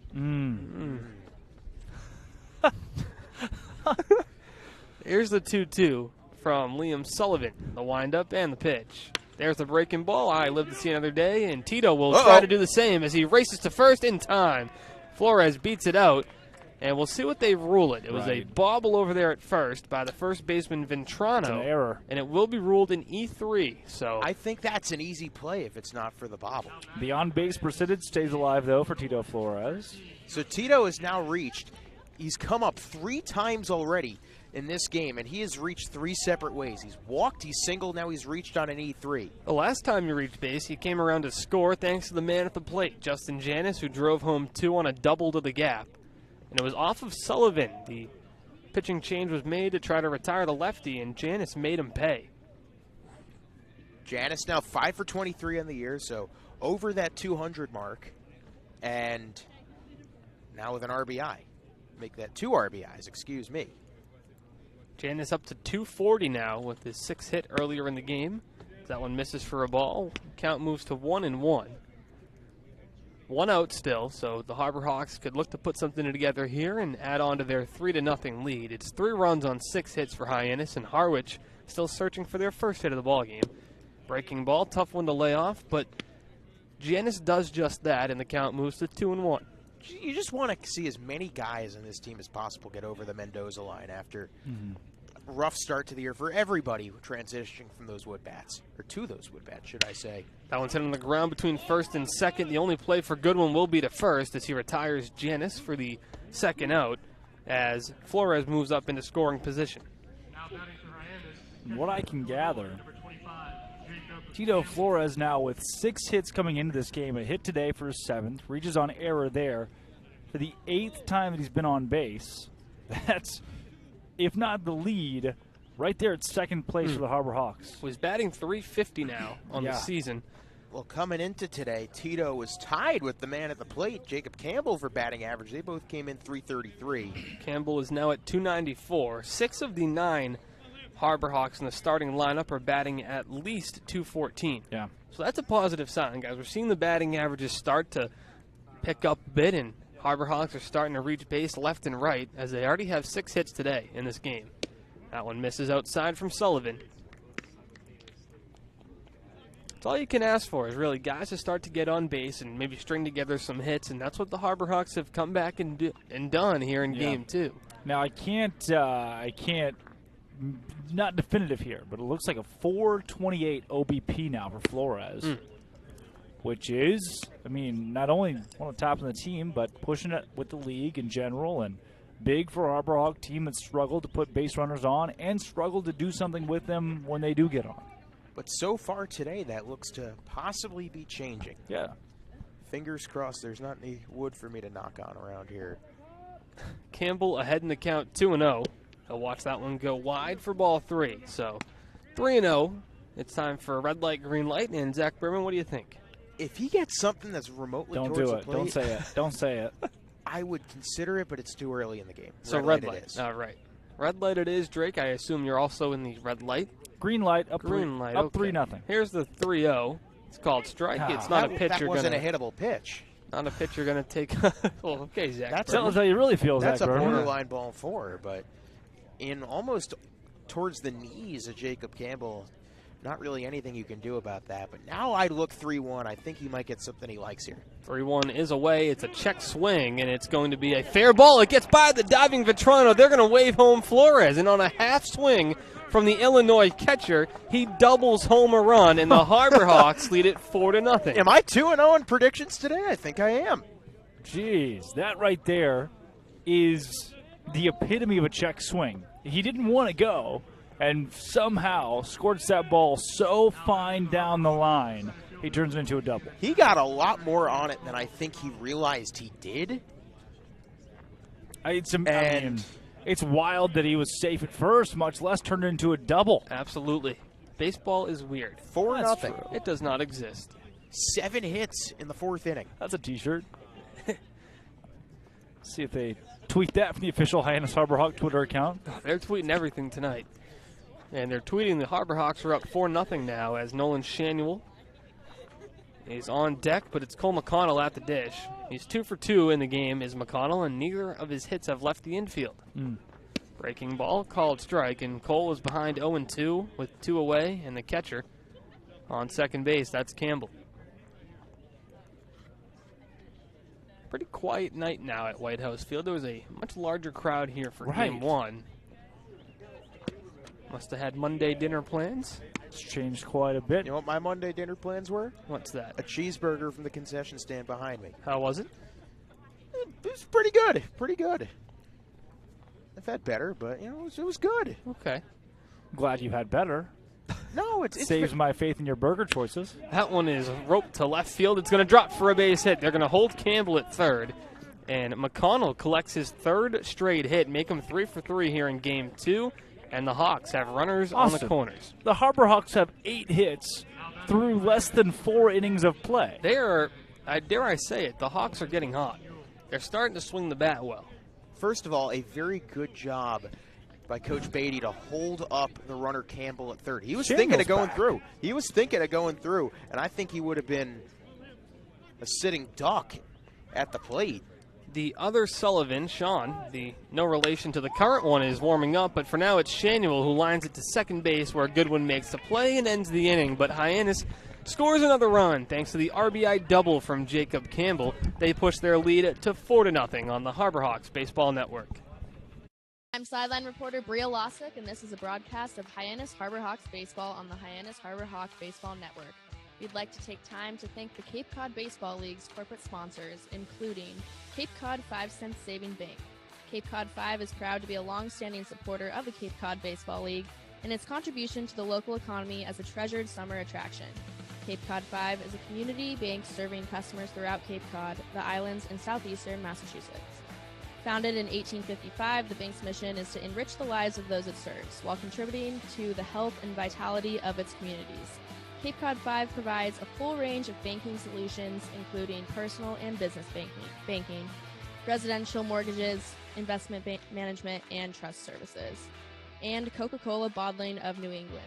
Cape Cod Coca-Cola thanks you for supporting the Cape Cod Baseball League and for refreshing yourself with ice-cold Coca-Cola products. Please remember to recycle your empty bottles, cans, and all other recyclable materials. Thank you for tuning in to today's game in the Cape Cod Baseball League on the Harbor Hawk Baseball Network, where it's a great day to be a Hawk.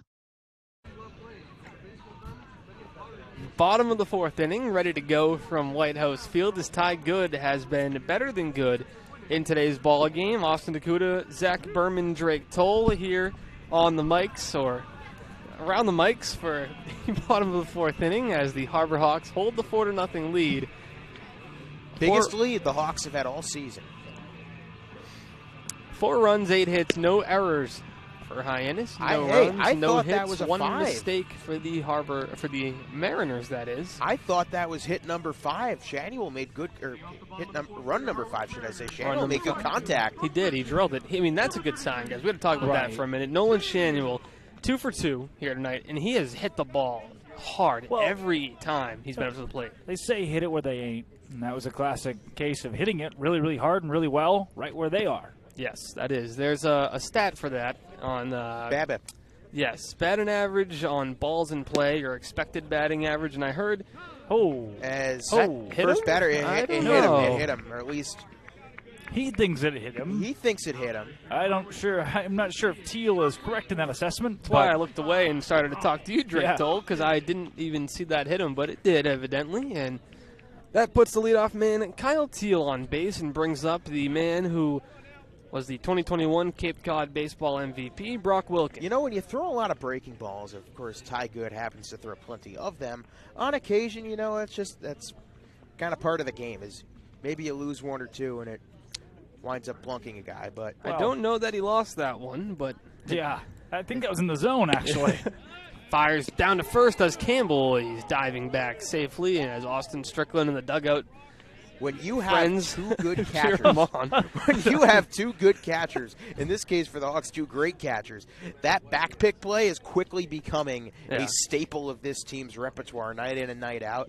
Sooner or later, they're going to get a very big out in that manner. I just know every time that we hear some cheers from the dugout, it's led by Austin Strickland. Yeah. I say that with confidence. Runner started to go, but stopped as Brock Wilkin launches that ball high and deep to left field.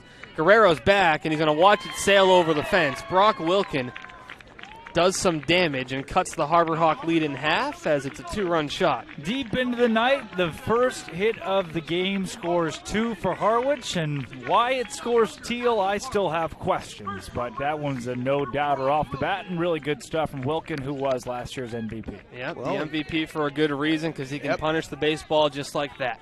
That ball had a family. That's another big part of it. You know, you throw your breaking ball a lot, and you got to be careful, because if it catches too much of the plate with not enough velo, especially when you have a guy like Brock Wilkin who is capable of absolutely punishing baseballs his first home run of the year, you can do just that now. 23 home runs at Wake Forest for Brock Wilkin and number 1 for Harwich in 2022. Joe Ventrano, the first baseman, comes back up to the plate for his second time as he watches the ball go by for a called strike just below the knees. Yeah, our friend Joe wasn't the biggest fan of that one. I think Joe might have a case there as well, but you know what? It's been called all night for everybody else. Might need a sand wedge to get that one, but for now, Joe will settle for his wood bat. 0-1 the count And here's the pitch from Ty Good. That one finds the outside part of the plate, and quickly Ventrano is behind 0-2. Something we've seen about Ty Good, we saw it opening night when he gave up a leadoff double out of the gate and then proceeded to strike out the side in the end of the inning. Here comes the 0-2. Popped up, mile high down the third base line. Tough play for Jeb. It might stay in play. He's up along the fence and makes a fine catch as it comes back. Was he in bounds? Yes, he was. Yes, he was. So to continue my thought, and that just validates it, Ty Good has shown incredible mental fortitude. When he makes a mistake, allows an extra base hitter a home run, he comes right back, goes up 0-2 in the count, and then forces one of the better hitters in this team in Ventrano to hit into a weak pop-up. That really says a lot about who Ty Good, not just the pitcher, but the person is. Doesn't get rattled very easily. 1-0 the count now to Gino Groover. Finished second at NC State in runs scored with 65. Fourth on the team with 10 homers, and did so while leading the team in batting average at .364. This is a true five-tool player. He models his game after Derek Jeter. That's what he said he did growing up. Well, that's a shame. Sorry, Zach Berman. Got to give you a hard time on that Oh, one. you can. It's fine. That's fouled off on towards the Harbor Hawk on deck circle, which is occupied by no one because they're in the field. See, when I grew up, I always used to think of Derek Jeter as the baseball player. Now, I'm 22, I think of Derek Jeter for his cameo and the other guys. Haven't seen it. You've never seen the other guys? Will Ferrell. The 2-1 breaking ball. There it is. That might have been the best one he's thrown to this point, and that is one that you put on a highlight reel, 2-2. I mean, Groover was almost out in a knee trying to hack for it, and when you dial your velo down to 71, that's just borderline unfair. The Sistine Chapel and a Ty Good curveball.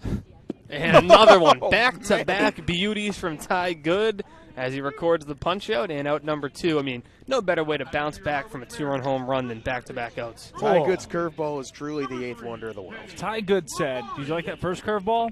I'm going to give it to you again. And maybe better. I heard you like curveball, so here's your curveball. I mean, curveball. that second pitch he threw started roughly belt level, maybe mid-navel, and then ends effectively in the dirt.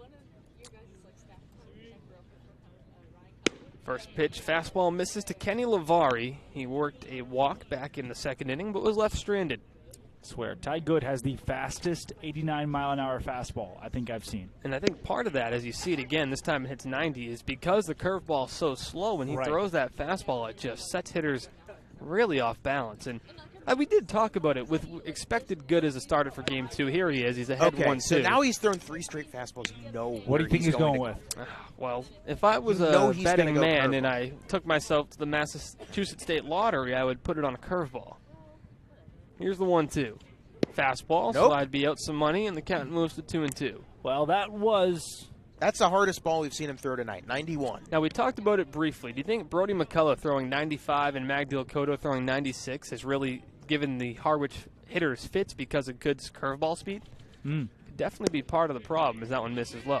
I think he now knows that Lavari is sitting on that curveball, so he's trying to push it as far down in this pitch count as possible. Right. But you wonder here on the payoff pitch, now he's thrown a bunch 80 or higher. Does he go lower? Fastball this time, and he'll get a swing and a miss to end the inning. The fact that he can do that and just strike you out on that fastball as well, it's truly elite stuff from Ty Good. Elite stuff from Ty Good to end the 4th inning. 4-2, the Harbor Hawks lead it as we head to the 5th on the Harbor Hawks Baseball Network. Broadcaster Austin Dakuda, and this is a broadcast of Hyannis Harbor Hawks Baseball on the Hyannis Harbor Hawks Baseball Network. We'd like to take time to thank the Cape Cod Baseball League's corporate sponsors, including the Yawkey Foundation. Tom and Gene Yawkey were passionate about the game of baseball. Over their 7 decades as owners of the Boston Red Sox, the Yawkeys greatly invested in youth and amateur athletics in our community. They recognize the important skills baseball can bring to players both on and off the field: cooperation, respect, teamwork, friendships, and confidence. The Yawkey Foundation has been proud to support the Cape League for more than 25 years.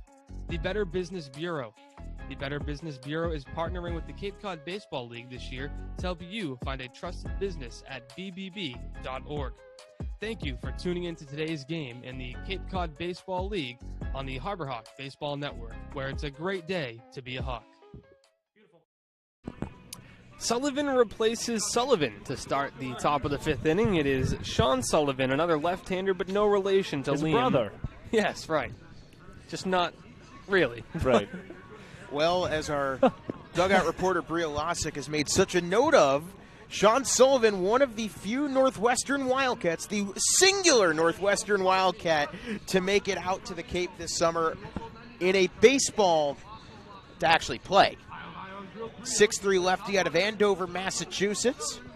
That's close to here. It is pretty close to here. At a Tabor Academy. Is anything on the mainland really close to Harwich? No. Definitely not Wareham. That's a hips. Well, I won't even, never what's mind. about the A hip furthest? scop and a... What's the furthest canal trip? away. What is the furthest trip for Wareham? That would be Chatham. That's where they are Orleans. right now. No, it can't be Is it Chatham. Orleans? Yeah. Okay, it is Orleans, but Wareham is also trailing Chatham 2-0 on. Guess On what? point Another streak. home run, a 2-run homer by Caden Grice. So have the Anglers finally found their power surge? Max Muncy texted. That's neat. Hope he's doing well. He's in my fantasy baseball lineup. Is he and, really? Mitch Jebb is in the Harbor Hawks lineup and behind 0-1 in this at-bat. I'll ask him about that. Yeah, tell him I could use a little more than 160 batting average. I won't tell him that.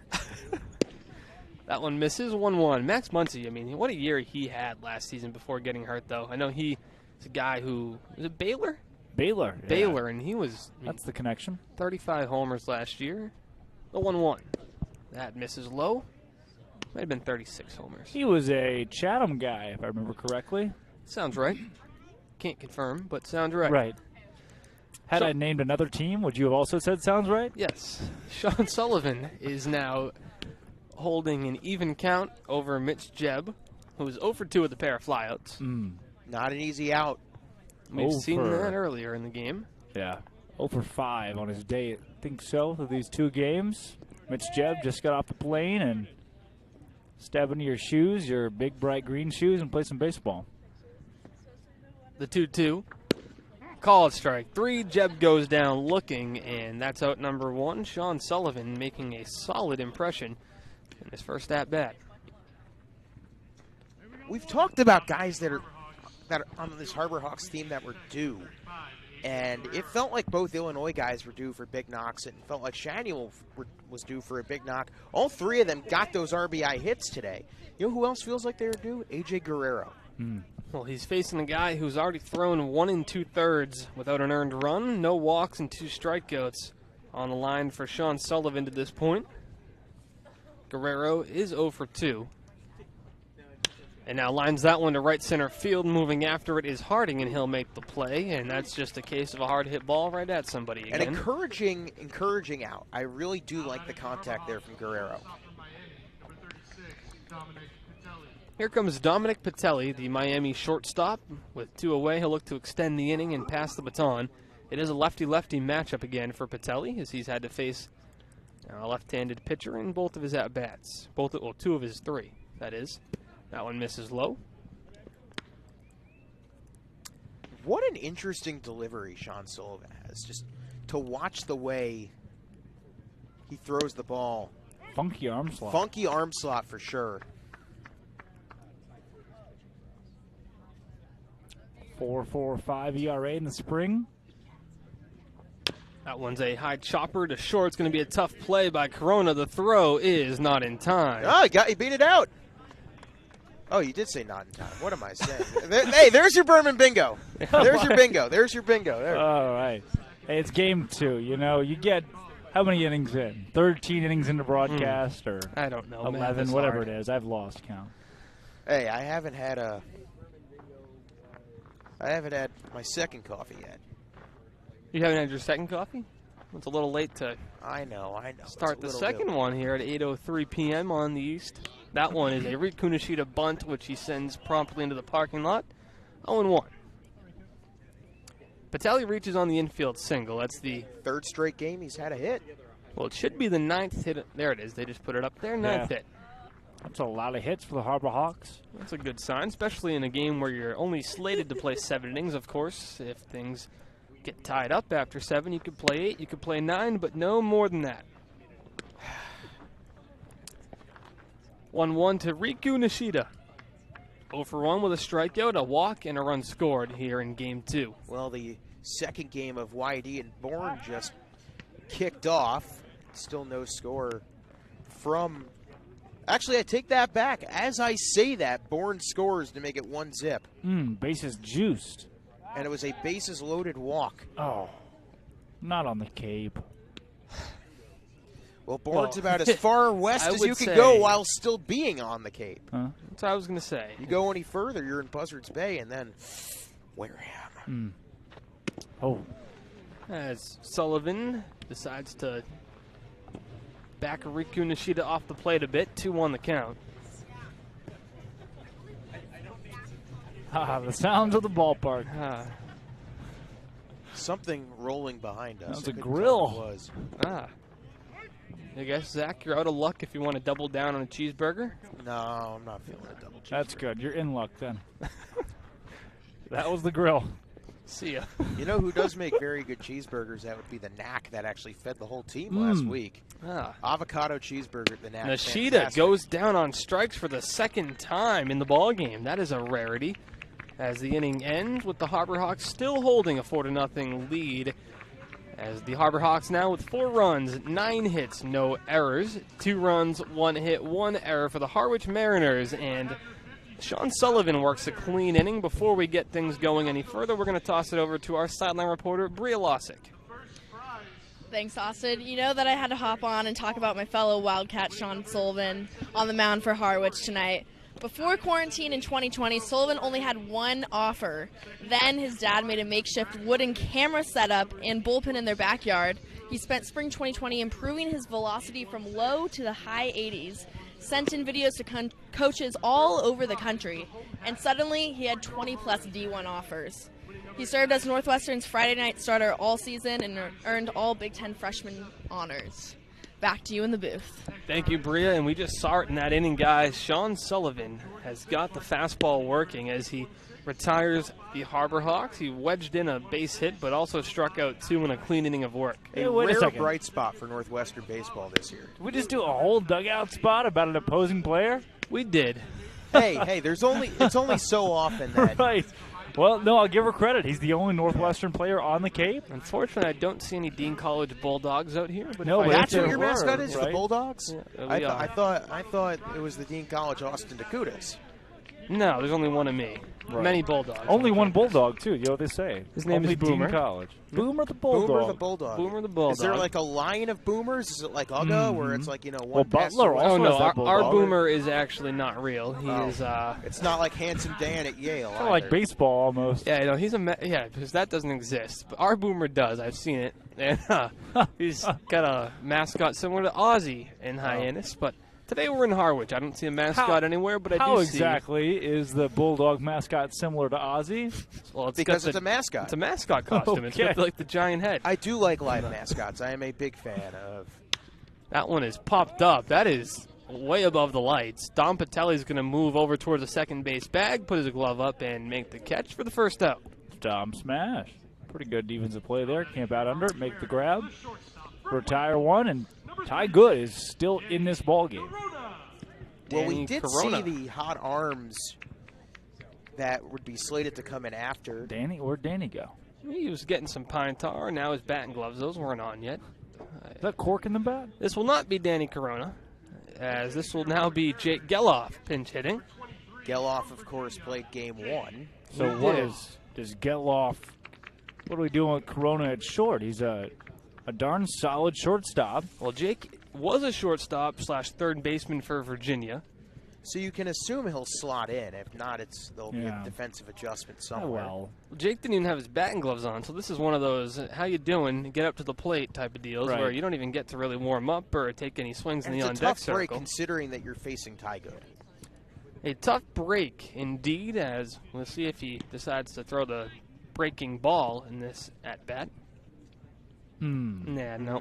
Wish I could give 3 you out of that 10. one. Actually, that Here's might the be wind-up. Fastball instead and in the dirt. 1-0. This is one of the fields here on Cape Cod with a long backstop, really. We haven't seen it come into play yet, but there are games where guys will take the extra base on a pass ball if the catcher's 25 feet. If the catcher's not hustling, you could quite easily sneak in a second base. I've worked plenty of games at, oh my gosh, I'm blanking on the name. That really speaks to Duluth. Fenway. No. Ranger Ballpark. Hastings, Nebraska. I'm blanking on the name of the ballpark. Oh, I remember this one. The entire wall is brick, and it all goes out about 450 feet to all sides. So nobody hits home runs of the out-of-the-park variety. But the backstop is maybe 2-3 yards behind the plate, and it's brick as well, as there's a 3-0 inside for ball 4. Did you say the backstop is 2 to 3 yards behind the plate? Correct. So it's right there? It's right there. So you'll see plenty of times where there will be a ball that gets past the catcher. I saw it once or twice this year where it would ricochet right back to the catcher who would gun the guy out. So that's Billings, Montana, you said? Hastings, Nebraska. Same thing. Drive through downtown. There's not much. It's Duncan Field in Hastings. I can't believe. If you are How from could the you Fremont forget Moo that? and you are listening to this, I am sorry. I worked 11 games at Duncan Field last summer. Come on, Zach. 1 out. Jake Geloff on first, and Cole Harding at the plate. He's 0 for 1 here in Game 2 with a punch-out, but was 2 for 3 in Game 1. That is Duncan. Yes. The dimension so deep, the not scoreboard Duncan. and flagpole both in play. Wow. Yeah. Breaking ball. 69 miles an hour. So the first pitch we have seen all season by Ty Good dip under 70. And with a 2-0 count after a 4-pitch walk to Jake Geloff, that's 6 balls in a row, and that's going to prompt a mound visit here from Hyannis as they look to talk with their starter, see if he's doing all right, maybe finish the inning. I'm sure we can't see it anywhere close to from here, Right. but I'm sure there's some action stirring in the arm barn down the right field line. Sounds like Wes Burton was hot today and would be the first arm the Harbor Hawks wanted to go to after Ty Good, but obviously they'll leave Ty Good in here. And so far this ball game, aside from, that one mistake that preceded the home run where he, I guess, hit Teal and then gave up a home run for a 2-run shot. He's still ahead 4-2 here. Good in total has 38 strikes, 27 balls. So you're seeing now 65 pitches from the starter from Charleston, gone 4 1/3 here.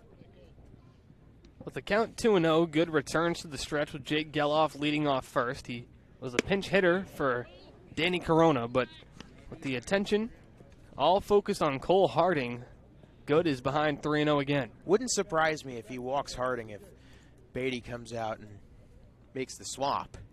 Fastball in the zone, 3-1. Good stays alive there. Keeps a second Mariner off the base paths.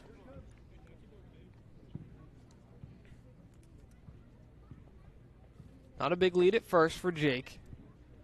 As there's the breaking ball. Couldn't entice Harding to swing, so back-to-back walks for Ty Good, and here comes Coach Beatty out of the Harbor Hawk dugout, and that's going to be very likely the end of the day for Ty Good. And guys, he was better than good once again.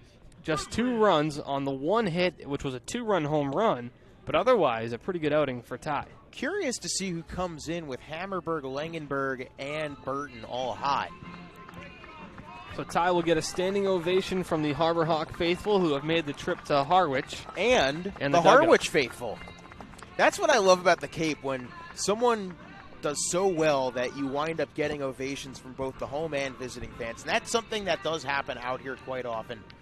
So And Ty Good, 4 1/3 inning, 1 hit, 2 runs, 3 walks, 5 strikeouts. He is responsible for the runners on first and second as we have a pitching change here in Brandon Harwich. Meek.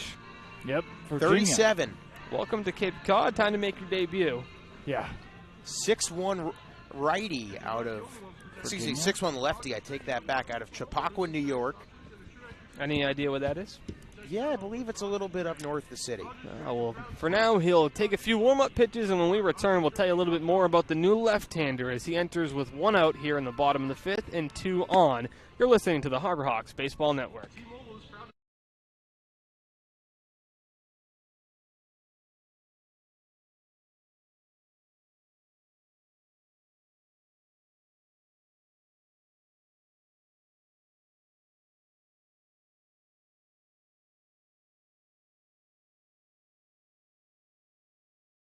I'm Drake Toll, and this is a broadcast of Hyannis Harbor Hawks baseball on the Hyannis Harbor Hawk Baseball Network.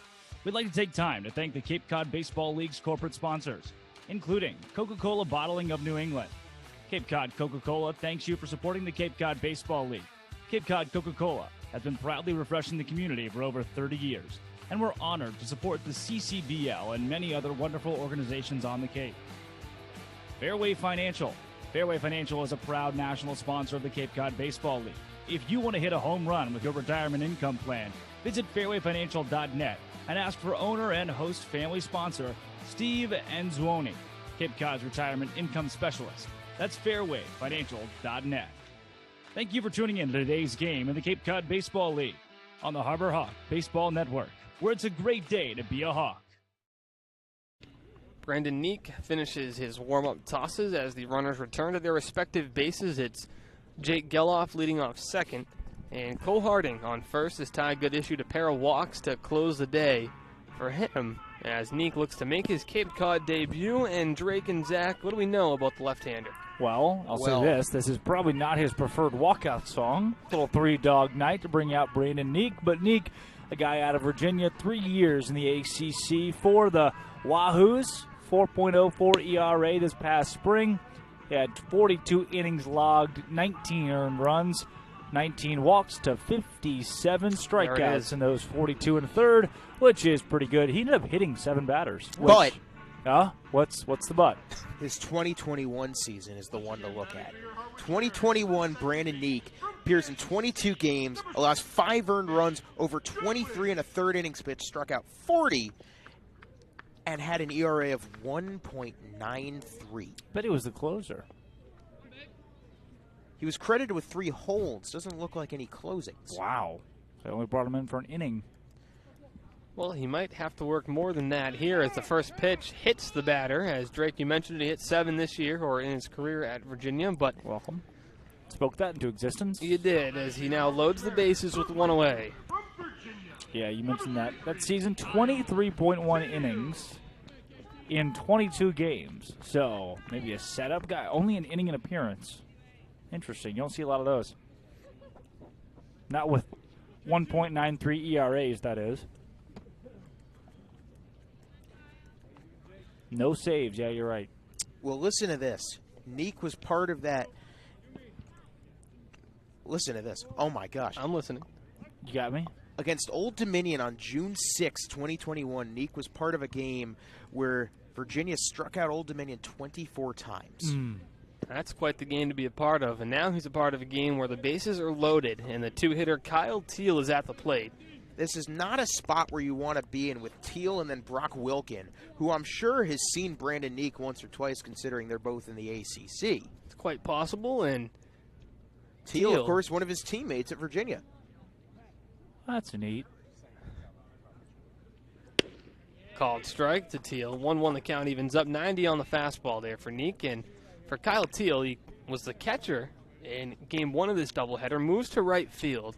It's a rarity that you see catchers play in both games of a doubleheader, never mind go from catching to right field. Right. This is a bit of a precarious spot because, of course, Teal is a catcher at UVA. There's a real chance he could have caught Neek at some point during his career. In fact, he might have caught him all the time for all we know. That's pretty cool.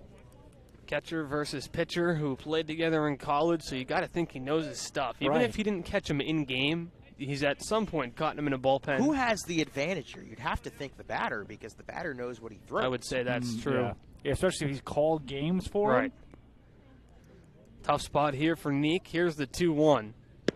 Swings through the fastball at 91. It's a good pitch on the outer half. Now, is there any way that the pitcher could potentially have the advantage in this spot? You have to think. I mean, only if you throw the opposite of what he would usually call in these spots. Yes, that's it. That is if on a 2-2, Neek usually calls a fastball, you absolutely go breaking ball here.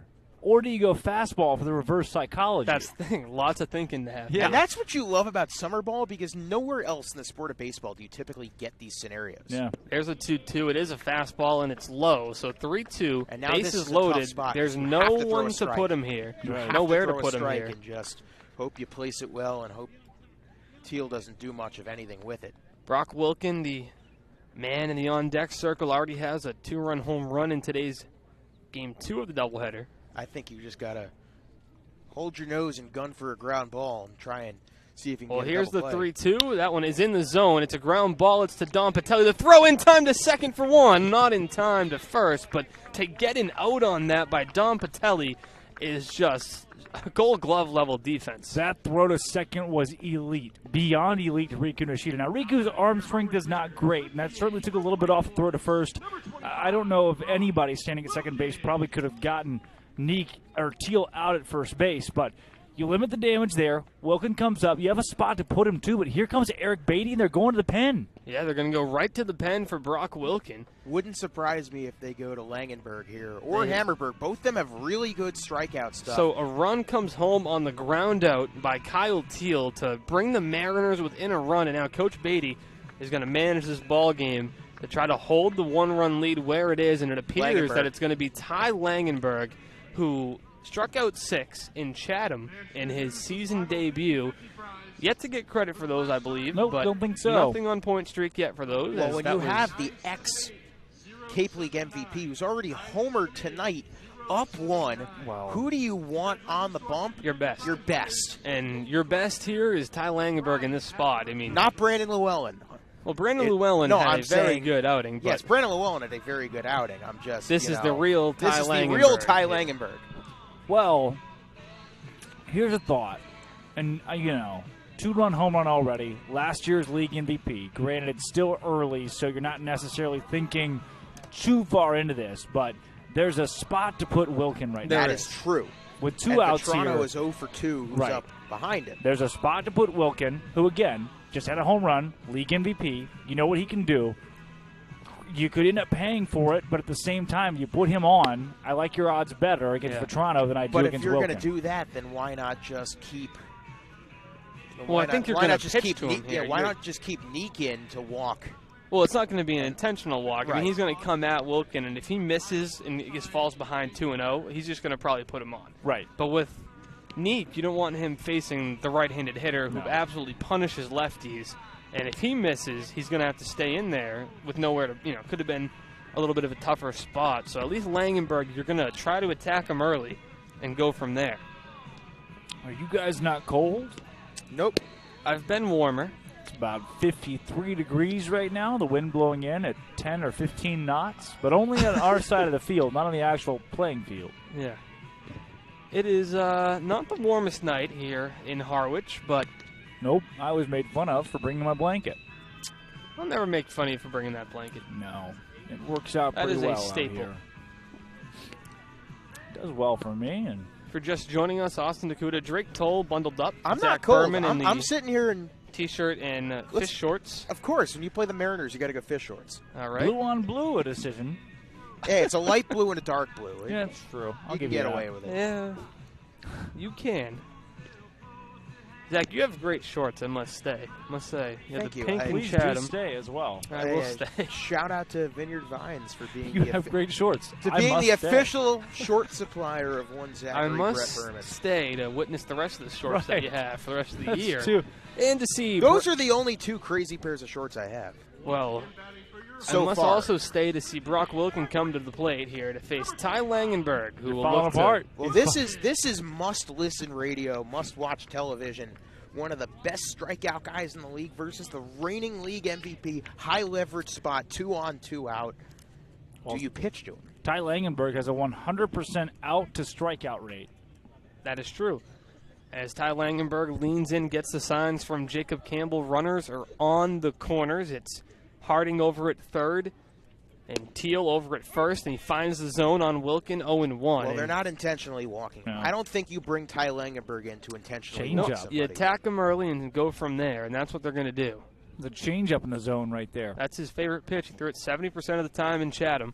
We thought it was a slider from Looks a our lot like vantage it. point because it moves so much, but it is, in fact, a changeup. Here's the 0-1 to Brock Wilkin, and that misses for a ball 1-1. Brock thought about it, but didn't so go around. low that Campbell's got to go down into the splits. He's had to go down for his first 2 pitches. 4-3, the Harbor Hawk lead, and Hyannis is out hitting Harwich 9-1, but yet the runs are just 4-3. Here's the 1-1 to Brock Wilkin. It's popped up. I don't see it. It's in play. Shaniel does, and he makes the catch. And a big sigh of relief there by That's Ty why you bring Langenberg. He in. comes in, he attacks Brock Wilkin, and he gets the out to get out of the jam. The Mariners do get back a run as they pull within 1 run, 4-3, as we head to the 6th inning, as we are slated to play 7 here on the Harbor Hawks Baseball Network. Broadcaster Drake Toll, and this is a broadcast of Hyannis Harbor Hawk Baseball on the Hyannis Harbor Hawk Baseball Network. I'd like to take time to thank the Cape Cod Baseball League's corporate sponsors, including Curry College. Curry College is where you go to become anything you want. Curry prepares students to engage in successful careers with learning beyond the classroom. Explore undergraduate programs, NCAA Division III athletics, and continuing education and graduate studies, including 5th-year master's programs at curry.edu. Franklin Sports. The Hyannis Harbor Hawks would like to thank Franklin Sports for their sponsorship of the Cape Cod Baseball League. Franklin is yet again the proud official batting glove sponsor of the Cape Cod Baseball League. Throughout the summer, all 10 Cape League teams are wearing their own custom team batting gloves, courtesy of Franklin Sports. Cape Cod, the major leagues, only the best hitters in baseball wear Franklin gloves. Thank you for tuning into today's game in the Cape Cod Baseball League on the Harbor Hawk Baseball Network, where it's a great day. Drew Conover, the new pitcher to take over here in the top of the 6th inning here from Harwich, as we welcome you back to a Harbor Hawk 1-run lead. Zach, what does number 10 mean to you? Well, it's the number of my favorite athlete of all time. That would be Eli Manning. Bo Jackson. 10 is also the amount of pitchers that Harwich has used in this game. That's a joke. It's obviously a joke. 4. It 10 feels minus like, 6 would It be the feels number like of 10. pitchers. Because they've got another guy back out there. They've used 2 Sullivans. Well, they used Fajardo, then They 2 did. Sullivans, and now They used Fajardo for Conover. about 60 pitches of 4-out work. Now this game is definitely rapidly become this is now a must-win game. You're up 4-0 at one point. Now it's dwindled to 4-3. Little man down. You got 2 innings to work with. You do. Langenberg had a pretty easy first out, so I do think you could throw him the rest of the way. I don't know what's going on here. What's going on is Drew Conover is finishing his warm-up tosses as he gets ready to face Tito Flores, Justin Hyannis, and Jacob Campbell. Well, you come into a ball game, I think the last guy you want to face first is Tito Flores, who is red hot right now. That he is. He's got a single, a walk, he reached on an error. He scored a pair of runs. Our producers have been taken aback by a fan who looks like had a tough time getting down the stairs there. Well, are they okay? One of our younger fans. She was all right. Okay, that's she just good. took a little spill, but was a champ about it. Look, Bria Lasek once watched me slip on the metal bleachers. Bingo. There it is. Historic Mueller Field in Fremont. There it is. Historic Moeller Field in Walking Fremont. up the stairs. That's my Berman bingo. Double bingo to start the top of the 6th. As Tito Flores, Ooh. did he go around? Yes, he did. They won't need to check. Bruised my leg so bad I had to be checked up by the team trainers. Wow. That's triple bingo by Berman to start us off. I mean, you were just taking care of business on this Monday night. The 0-1 to Flores. Thought about going around, but didn't. 1-1 the count. So we have historic Moeller Field. Nobody knows why in it's called Fremont, historic. Nebraska. No, it is not Oh, historic. it actually is. That's the name No, of it's it. yes, Oh. yes. We have I to thought you refer were to it just by. referring No. to We have to like wait contractually a refer second. to it by. Flores fouls it off. Yes. It's 1-2. They call their own field historic. Correct. They're kind of tooting Correct. their own horn We there. call our own field historic Wait. Mueller Field. Is it historic? We don't know. We don't think so. You can leave the moo, but the moo never leaves you. That might be the case. And you can get ahead of Tito Flores 1-2, but he's going to put up a fight here. As he already fouled the pitch off. Here's the pitch again by Conover. He watches it for a ball. Count evens up at 2 apiece. That's a really good breaking pitch there, too, by Conover. And even better for, Flores to lay off there since it was low and out of the zone. Hey, Tito Flores could do something with this pitch no Harbor Hawk has done all season, and that would be reach 4 times in a game. And he will not be doing that today. Thank you, Zach Berman, as he sits down looking for out number 1. Wow. Hey, That'll three play. for reaching 3 times in 4 at bats. Impressive night from Tito Well, Flores. thanks and to you, he will not go 4 for Nope. 4. I wasn't sure about putting him leadoff. I think we can definitely see him at least for the next few games in the leadoff spot. He has earned that role today. Here's come a man who has asserted himself into the 2 spot in the lineup. That's Justin Hyannis, who's 1 for 3. Here in Game 2 of the doubleheader, he doubled home 2 runs on a deep ball to right center field back in the 2nd inning. Flores, a righty. Conover throws 31% fastballs to righties and 56% fastballs to lefties. And so Hyannis may see a couple fastballs here.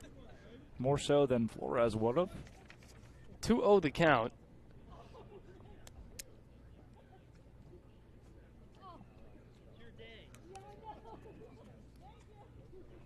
Long pause and look at the signs from Drew Conover as he comes set. Started and fires home a 2-0 pitch that finds the zone. 2-1, 78 miles an hour. Way to drop down there. Started at Seton Hall, transferred to Rutgers.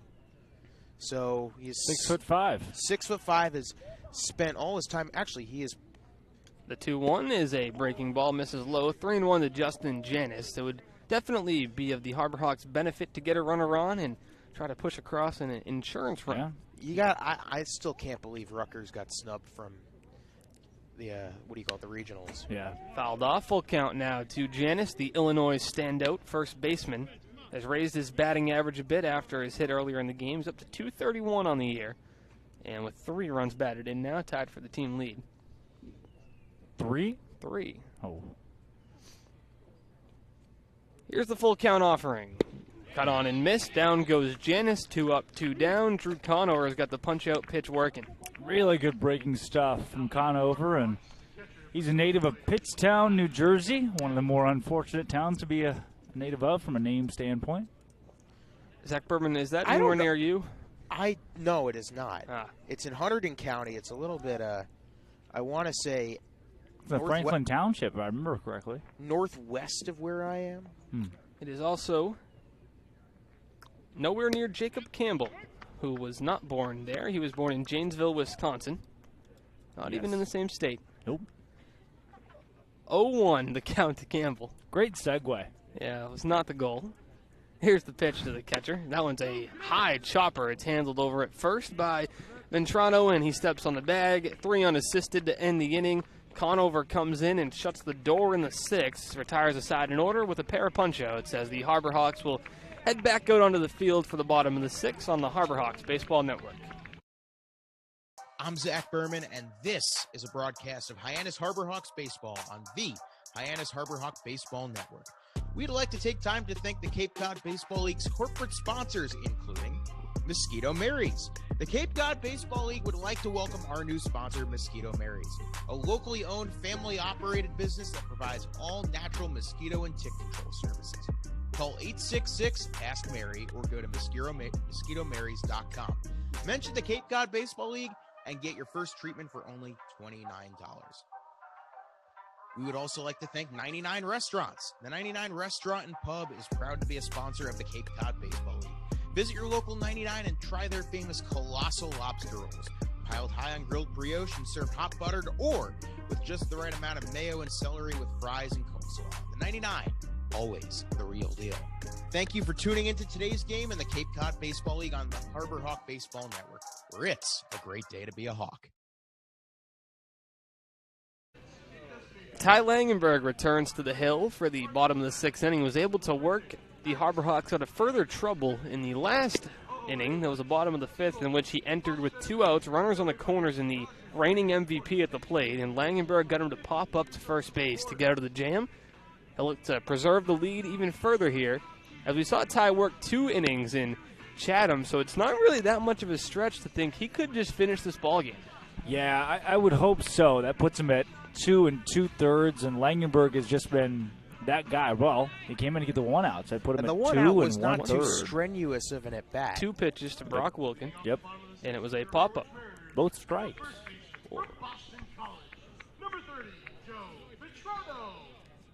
Here comes Joe Ventrano. Ventrano, the big first baseman today for Harwich. Not the best day. You mentioned earlier, Zach, would have been decent to pitch to in that last inning with the bases loaded of what it would have been with Wilkin up. He is 0 for 2 here in game number 2. as Langenberg greets him with a fastball, or actually a breaking pitch at 84. It looked like a fastball out of his hand, but it had some zip on it, too. I think it had the exact opposite of zip as it slowed down. Here's the 0-1. That one slowed down for sure, and it's 0-2. I think he's still pounding that changeup. Might just be. As he should be. Basically, if you see a pitch from Ty Langenberg and you don't know what it is, say changeup, you're probably right. So Ventrano will look to avoid going down on strikes to Langenberg. Here's the windup and the 0-2. That's a fastball. It's fouled off. It was at 90 this time for the right-hander. It reminds me vaguely, as dominant as it is, of Kevin Kopp's slider, slurve, changeup mixture that he threw for Arkansas last season. Not really sure what to call it, but great movement, great speed. Breaking ball or changeup thing misses for a ball, 1-2. Yeah. That one just... I just don't think we can call it a changeup. It's at 86, right? I mean... There's got to be a name for the pitch that I'm fork not... ball? I don't know. Yeah. Maybe. Here's the 1-2. Splitter. That's a fastball at 91, and it misses 2-2. I mean, when what do you call it? When Ty Good started against Orleans, I actually went over to John Garner's crew, and they all thought he was throwing a circle change instead of the 12-6 curve. Well, that's interesting. The 2-2, cut on and missed. There it is. Wow. That's at 86, and it dives off the plate as Langenberg picks up the strikeout. That is an unhittable pitch on a 2-2 count. When you have a ball that starts up right around belt level and just with such velocity dips, that winds up ending up right around your shins. You can't really do much about that except just wave at it and hope you get some sort of contact. Gino Groover digs in for the third time here in Game 2. He did not get the start in Game 1, but he's come off the bench, played some good defense in left field, but he's 0 for 2 at the plate with a ground out and a strikeout. That pitch is moving away from righties and into the hands against lefties. Really just kind of keeps you guessing. You see it again there, 84 that time outside of the zone. It's 2-0. Langenberg doesn't get behind in the count often. I don't think he did it at all in the game in Chatham. He worked quick and obviously efficiently in that one. Long pause here as he gets the signs from the Illinois backstop Jacob Campbell, who drops down to a knee. Langenberg fires a fastball / changeup at 86 for a strike. I think the most positive development to take out of tonight, and this is just something that's been sitting in my mind, you know, Brody McCullough, Ty Good, both put out phenomenal first starts. Yep. Mm-hmm. And in the back of your head, here comes the 2-1. I'll finish that thought. That misses for a ball, 3-1. You're always a little bit concerned when two guys show up and are both that good. You worried, could it be a fluke, could it not? And today they both showed that was just who they are. Well, the Harbor Hawks also have 9 hits. It's a big sign of progression, as that one's a called strike. That is a generous Really, call. the Harbor Hawks in Game 1, there was a walk-off home run that unfortunately handed them the loss, but they really had the lead until 2 outs in the bottom of the 7th and really played well the entire game.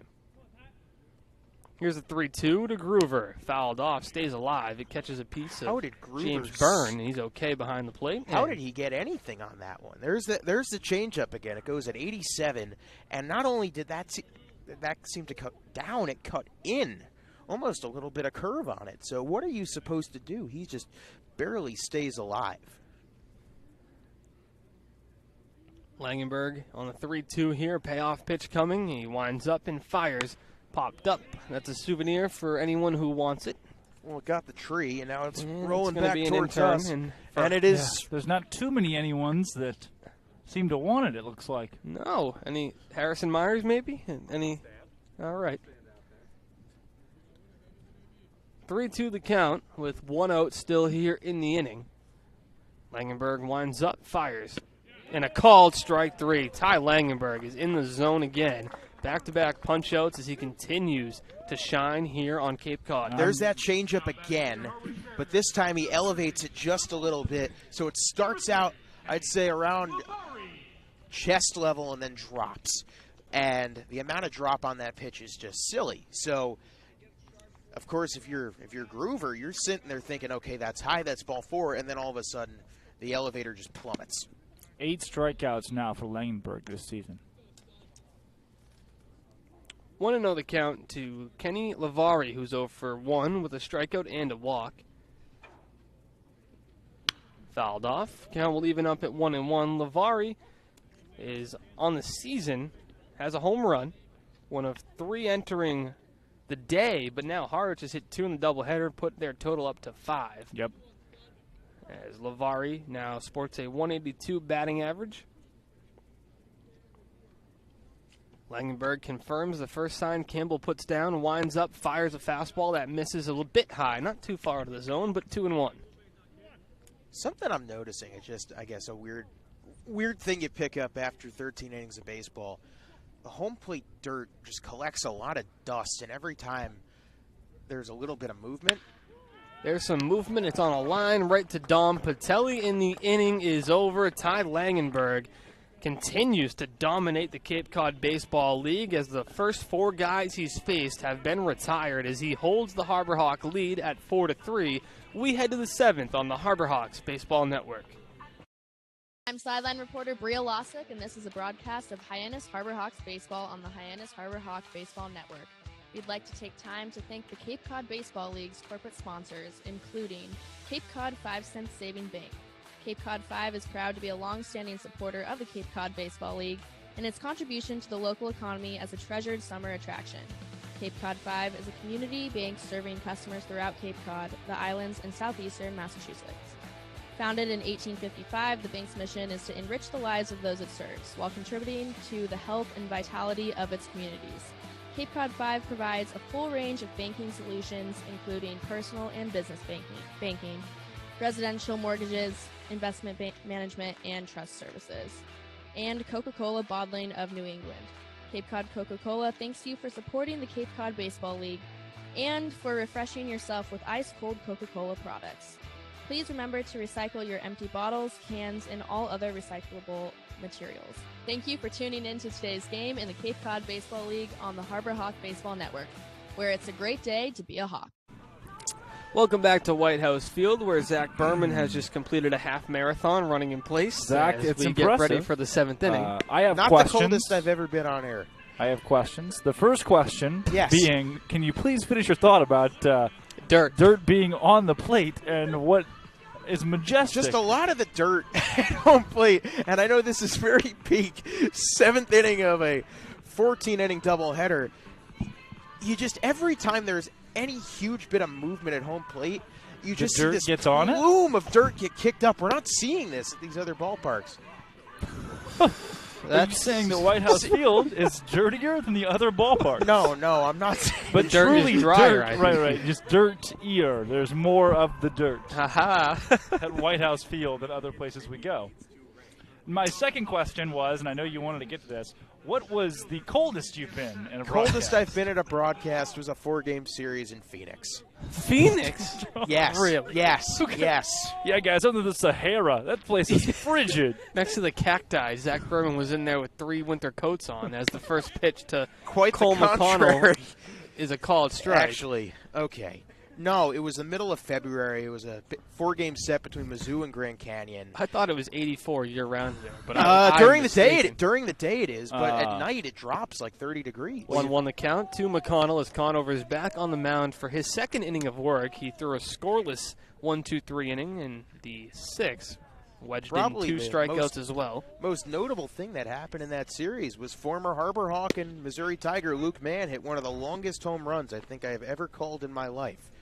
I think they had it around 460 feet to the right field fence. That's a pretty good poke, I'd say. That's a home run. Yeah. That'll play.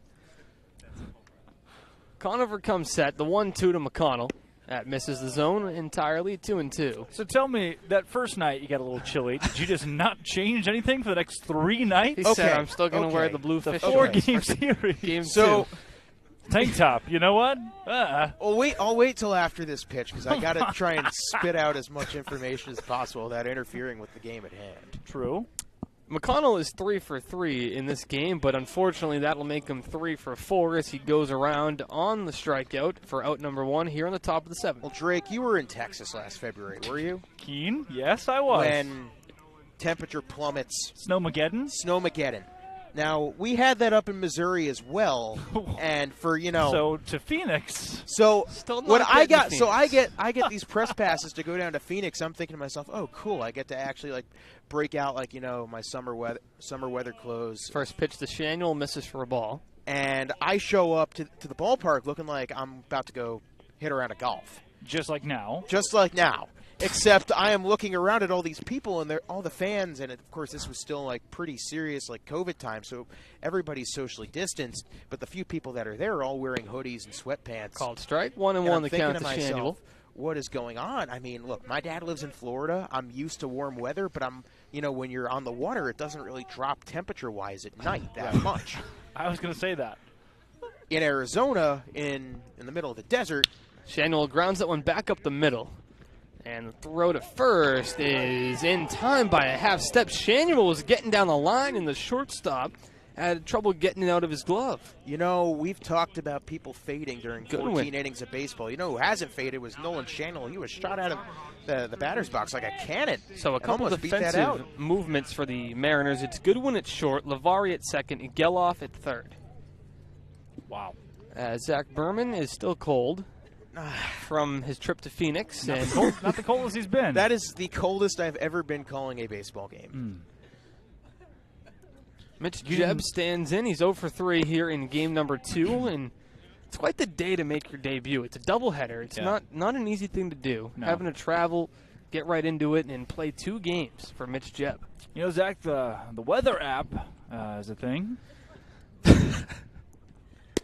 Called strike to Jebb, 1-1 the count. Yeah, That's my 77 weather- from my Connell. weather Harrison app- Myers could have also helped you out there. My weather app did not show the lows for some reason, so I just saw 71, 72, 73, There and I'm we like, go. oh, cool, We shorts and start our T-shirts. third Bourbon Bingo. His weather app, no low in the highs. As Jebb fouls that one off. He's behind 1 and Right. 2, and Drew Conover is 1 strike away from retiring 6 straight.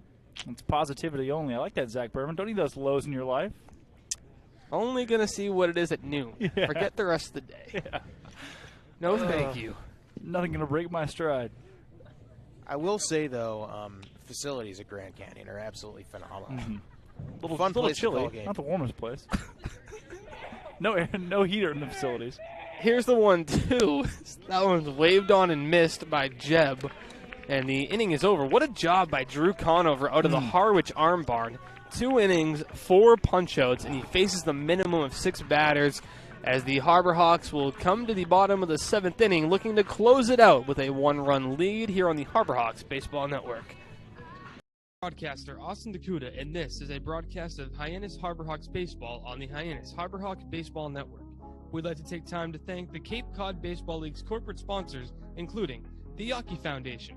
Tom and Gene Yawkey were passionate about the game of baseball. Over their 7 decades as owners of the Boston Red Sox, the Yawkeys greatly invested in youth and amateur athletics in our community. They recognize the important skills baseball can bring to players both on and off the field: cooperation, respect, teamwork, friendships, and confidence. The Yawkey Foundation has been proud to support the Cape League for more than 25 years. The Better Business Bureau. The Better Business Bureau is partnering with the Cape Cod Baseball League this year to help you find a trusted business at bbb.org. Thank you for tuning in to today's game in the Cape Cod Baseball League on the Harbor Hawk Baseball Network, where it's a great day to be a Hawk. Harbor Hawks back on the field as Harwich is down to their final 3 outs. And, of course, in the last ball game when that was the case, Harwich came back and won things. So here for the Harbor Hawks, Ty Langenberg looked to finish the job, as the scoreboard is one of the weirdest lines you're going to ever see. 4 runs, 9 hits, no errors for Hyannis, but 3 runs, 1 hit, The 1 Harbor error. Hawks That one hit have went a long combined. way. Harbor Hawks have combined to throw a 1-hitter thus far, and they lead the game with 4 runs by 1. Yes, it's quite an interesting game. One that you probably won't see a line like this again all season, but Ty Langenberg has been sensational this season, and so far in this ball game, 1 1/3, no hits, runs, walks, and he struck out 2. He'll have to start it off by facing Matt Gassetti. Matt Gassetti, followed by Jake Geloff, and then Cole Harding. First pitch to Gassetti, misses for a ball, 1-0. See, my logic last game was, yeah, no, it's great. You're facing the bottom of the order. in a save situation. So return with that logic here? Yeah. So I'm not going to return with that logic. Oh. The 1-0. There's a fastball at 90, and it gets Gassetti swinging. 1-1 the count, evens up. Even the bottom of lineups here on the Cape are going to be just as good, if not better, than anything Langenberg sees at Iowa. Oh. True. Here's the 1-1. That misses. 2-1 the count. Not that he's not seeing good stuff. Of course, not that he's not seeing good stuff, but I mean, you got Florida kid, a Wake Forest kid, and a Cincinnati kid. Or, excuse me, Corona's out, so now you got... Oh. There's a healthy hack, and it's 2-2. All right, I like that one. But we have seen Ty Langenberg's capability of going deep into games. He went 2 innings in Chatham. Now he's more or less going to throw 2, assuming he can find a way to finish this thing off. Mm-hmm. Here's the windup and the pitch. That one's popped foul, out of play. Another souvenir for the dozens of people remaining here at White House Credit Field. to Eric Beatty for Generous. willing to let his big-time relievers, even though earlier today it wound up in a loss, go for multi-inning saves. You think the Harwich dugout's given up yet? Not yet. The 2-2 misses, and it's 3-2. Now this is a really dangerous... Harwich is at bat all here. on the top step of the dugout. Everybody piled in like sardines, ready to watch this bottom of the 7th inning. Here's the windup, the 3-2 from Langenberg. Swing and a miss. Ty Langenberg is nearly unhittable. What a pitch by Langenberg. 91 miles an hour Swing. up high. Swing and a miss. That is an understatement. That was a big cut. Yeah. He wanted a lot of that and missed it by a lot. Here comes Jake Geloff for the second time in Game 2. He got the start in Game 1. He did draw a walk and score in the 5th inning. Langenberg talks into the glove, now winds up, brings home the patented changeup slider fastball at 87 for ball 1. We got to create a word for that. They'll call it the Langenberg one day. The Langenberg. That's a good name for that, as that's a fastball. They've already named that pitch. 1-1 the count. Who's they? Who's they? Baseball. It doesn't exist. 1-1 with 1 away, and Jake Geloff at the plate. Here's the windup and the pitch. Couldn't find the zone. 2-1, and the Harbor Hawks looking to shut the door here in Harwich before they hit the road tomorrow in Brewster. It's a home and home with Brewster. Tomorrow night in Brewster, Wednesday back at McKeon Park. Going to get very familiar with the defending champions as Geloff lines that one to second base. Nishida gloves it to throw on the run in time. Riku Nishida saves a base hit and makes a sensational play. Oh my goodness. How in the world Nishida was, I'd say at least 5-6 steps into right field onto the green, going full speed. Nolan Shaniel, too, the stretch across the bag, was risking his own body to get the out right there. And all things put together, both of those guys deserve a lot of credit. And right after that, Shaniel looked at Riku and almost like gave him a shrug like that. How did you do that? So down to their final out are the Harwich Mariners, and it's Cole Harding at the plate. He's 0 for 1 with a walk here in game number 2, but was 2 for 3 with an RBI in game number 1. The 0-1 from Langenberg hit on the ground. Dom Pitelli, it's going to be a tough play. Charging, bare hand, throw to first. In time! The Harbor Hawk middle infield flashes the leather as Ty Langenberg locks it down. The Harbor Hawks pick up the win 4-3 here in game 2 and split the what was supposed to be a Father's Day doubleheader. Now moved to Monday with the Harwich Mariners at 1-1. I just want to go back to something our wonderful assistant baseball ops director, Mazdak Darvari, told us. I asked him day one, we were first helping put banners up at McKeon Park, what is going to be this team's signature? And he looked at me and said, dead in the face, infield defense. And it has been another night, no errors for the Harbor Hawks. 14 innings of baseball without an error. What a job. And Drake, their pitching staff was great today as well. Oh, geez. From Brody McCullough to Ty Langenberg to Ty Good. I mean, all things put together, this Harbor Hawk team, the bullpen, the starters, everybody, throw out an arm, and they're probably going to get you something good. So you only allowed in total 6 runs tonight through these 2 games, and able to put up 4 here to fend that off, the offense getting going, and just couldn't quite eclipse the double-digit hits mark, but that's all right. You get the dub anyway. A one-hitter for the Harbor Hawks pitching staff through 7 innings, and somehow the Mariners squeaked across 3 runs. Where do you go with the Roll Bump Limited Player of the Game? That is a think tough we discussion. got to go with the man who shut the door. I think you have to as well. In this game, it was Ty Langenberg, 2 1/3, perfect frames from him. He comes in the most difficult spot for a reliever to enter in besides the bases loaded. Runners on the corners, you're facing the reigning MVP who already hit a 2-run home run. He gets him to pop up, then follows that up by 2 dominant innings to lock the door. Yeah, no kidding. And credit still to Riku Nishida for an unbelievable play at second base, and a Dominic Pitelli for the barehanded throw to end the ball game. Both of those, 2 of the top 3 or 4 plays we've seen from the Harbor Hawks this season. Ty Langenberg shuts the door. Ty Good was good once again in the start, as we saw Brandon Neek make his debut as well in between things. It was a good night all around for the Harbor Hawks. I do want to put out 2 quick honorable mentions. First and foremost, Tito Flores, a leadoff home run in Game 1, and then reaching base 3 times today in Game 2. And finally, a big extra base hit with multiple runners on. Justin Hyannis, the 2-run double, wound up being the difference maker. All in all, a good win against a good team. Cole McConnell also had 3 hits, which means 3 Harbor Hawks. That is 6 Roll-A-Bump Player of the Games. Well, I said honorable, man. Honorable mentions are concluded. There are 5. But our undoubted Roll-A-Bump Player of the Game, Ty Langenberg, 2 1/3 perfect with 3 punch-outs to give Hyannis the 4-3 win here in Harwich. And that'll wrap things up. We'll be back in action tomorrow night at Brewster. It should be a good matchup with the Whitecaps, and that'll wrap things up for today's doubleheader. Thank you for sticking with us for 14 innings of baseball. Drake? What is it a great day to be? It's a great day to be a Hawk. For Drake Toll and Zach Berman, our producers Abby Stokes and Ellie Gibson, and our director of broadcasting Harrison Myers, and our sideline reporter Bria Losick, I'm Austin Dakuda, saying thank you for watching, and the Hawks win.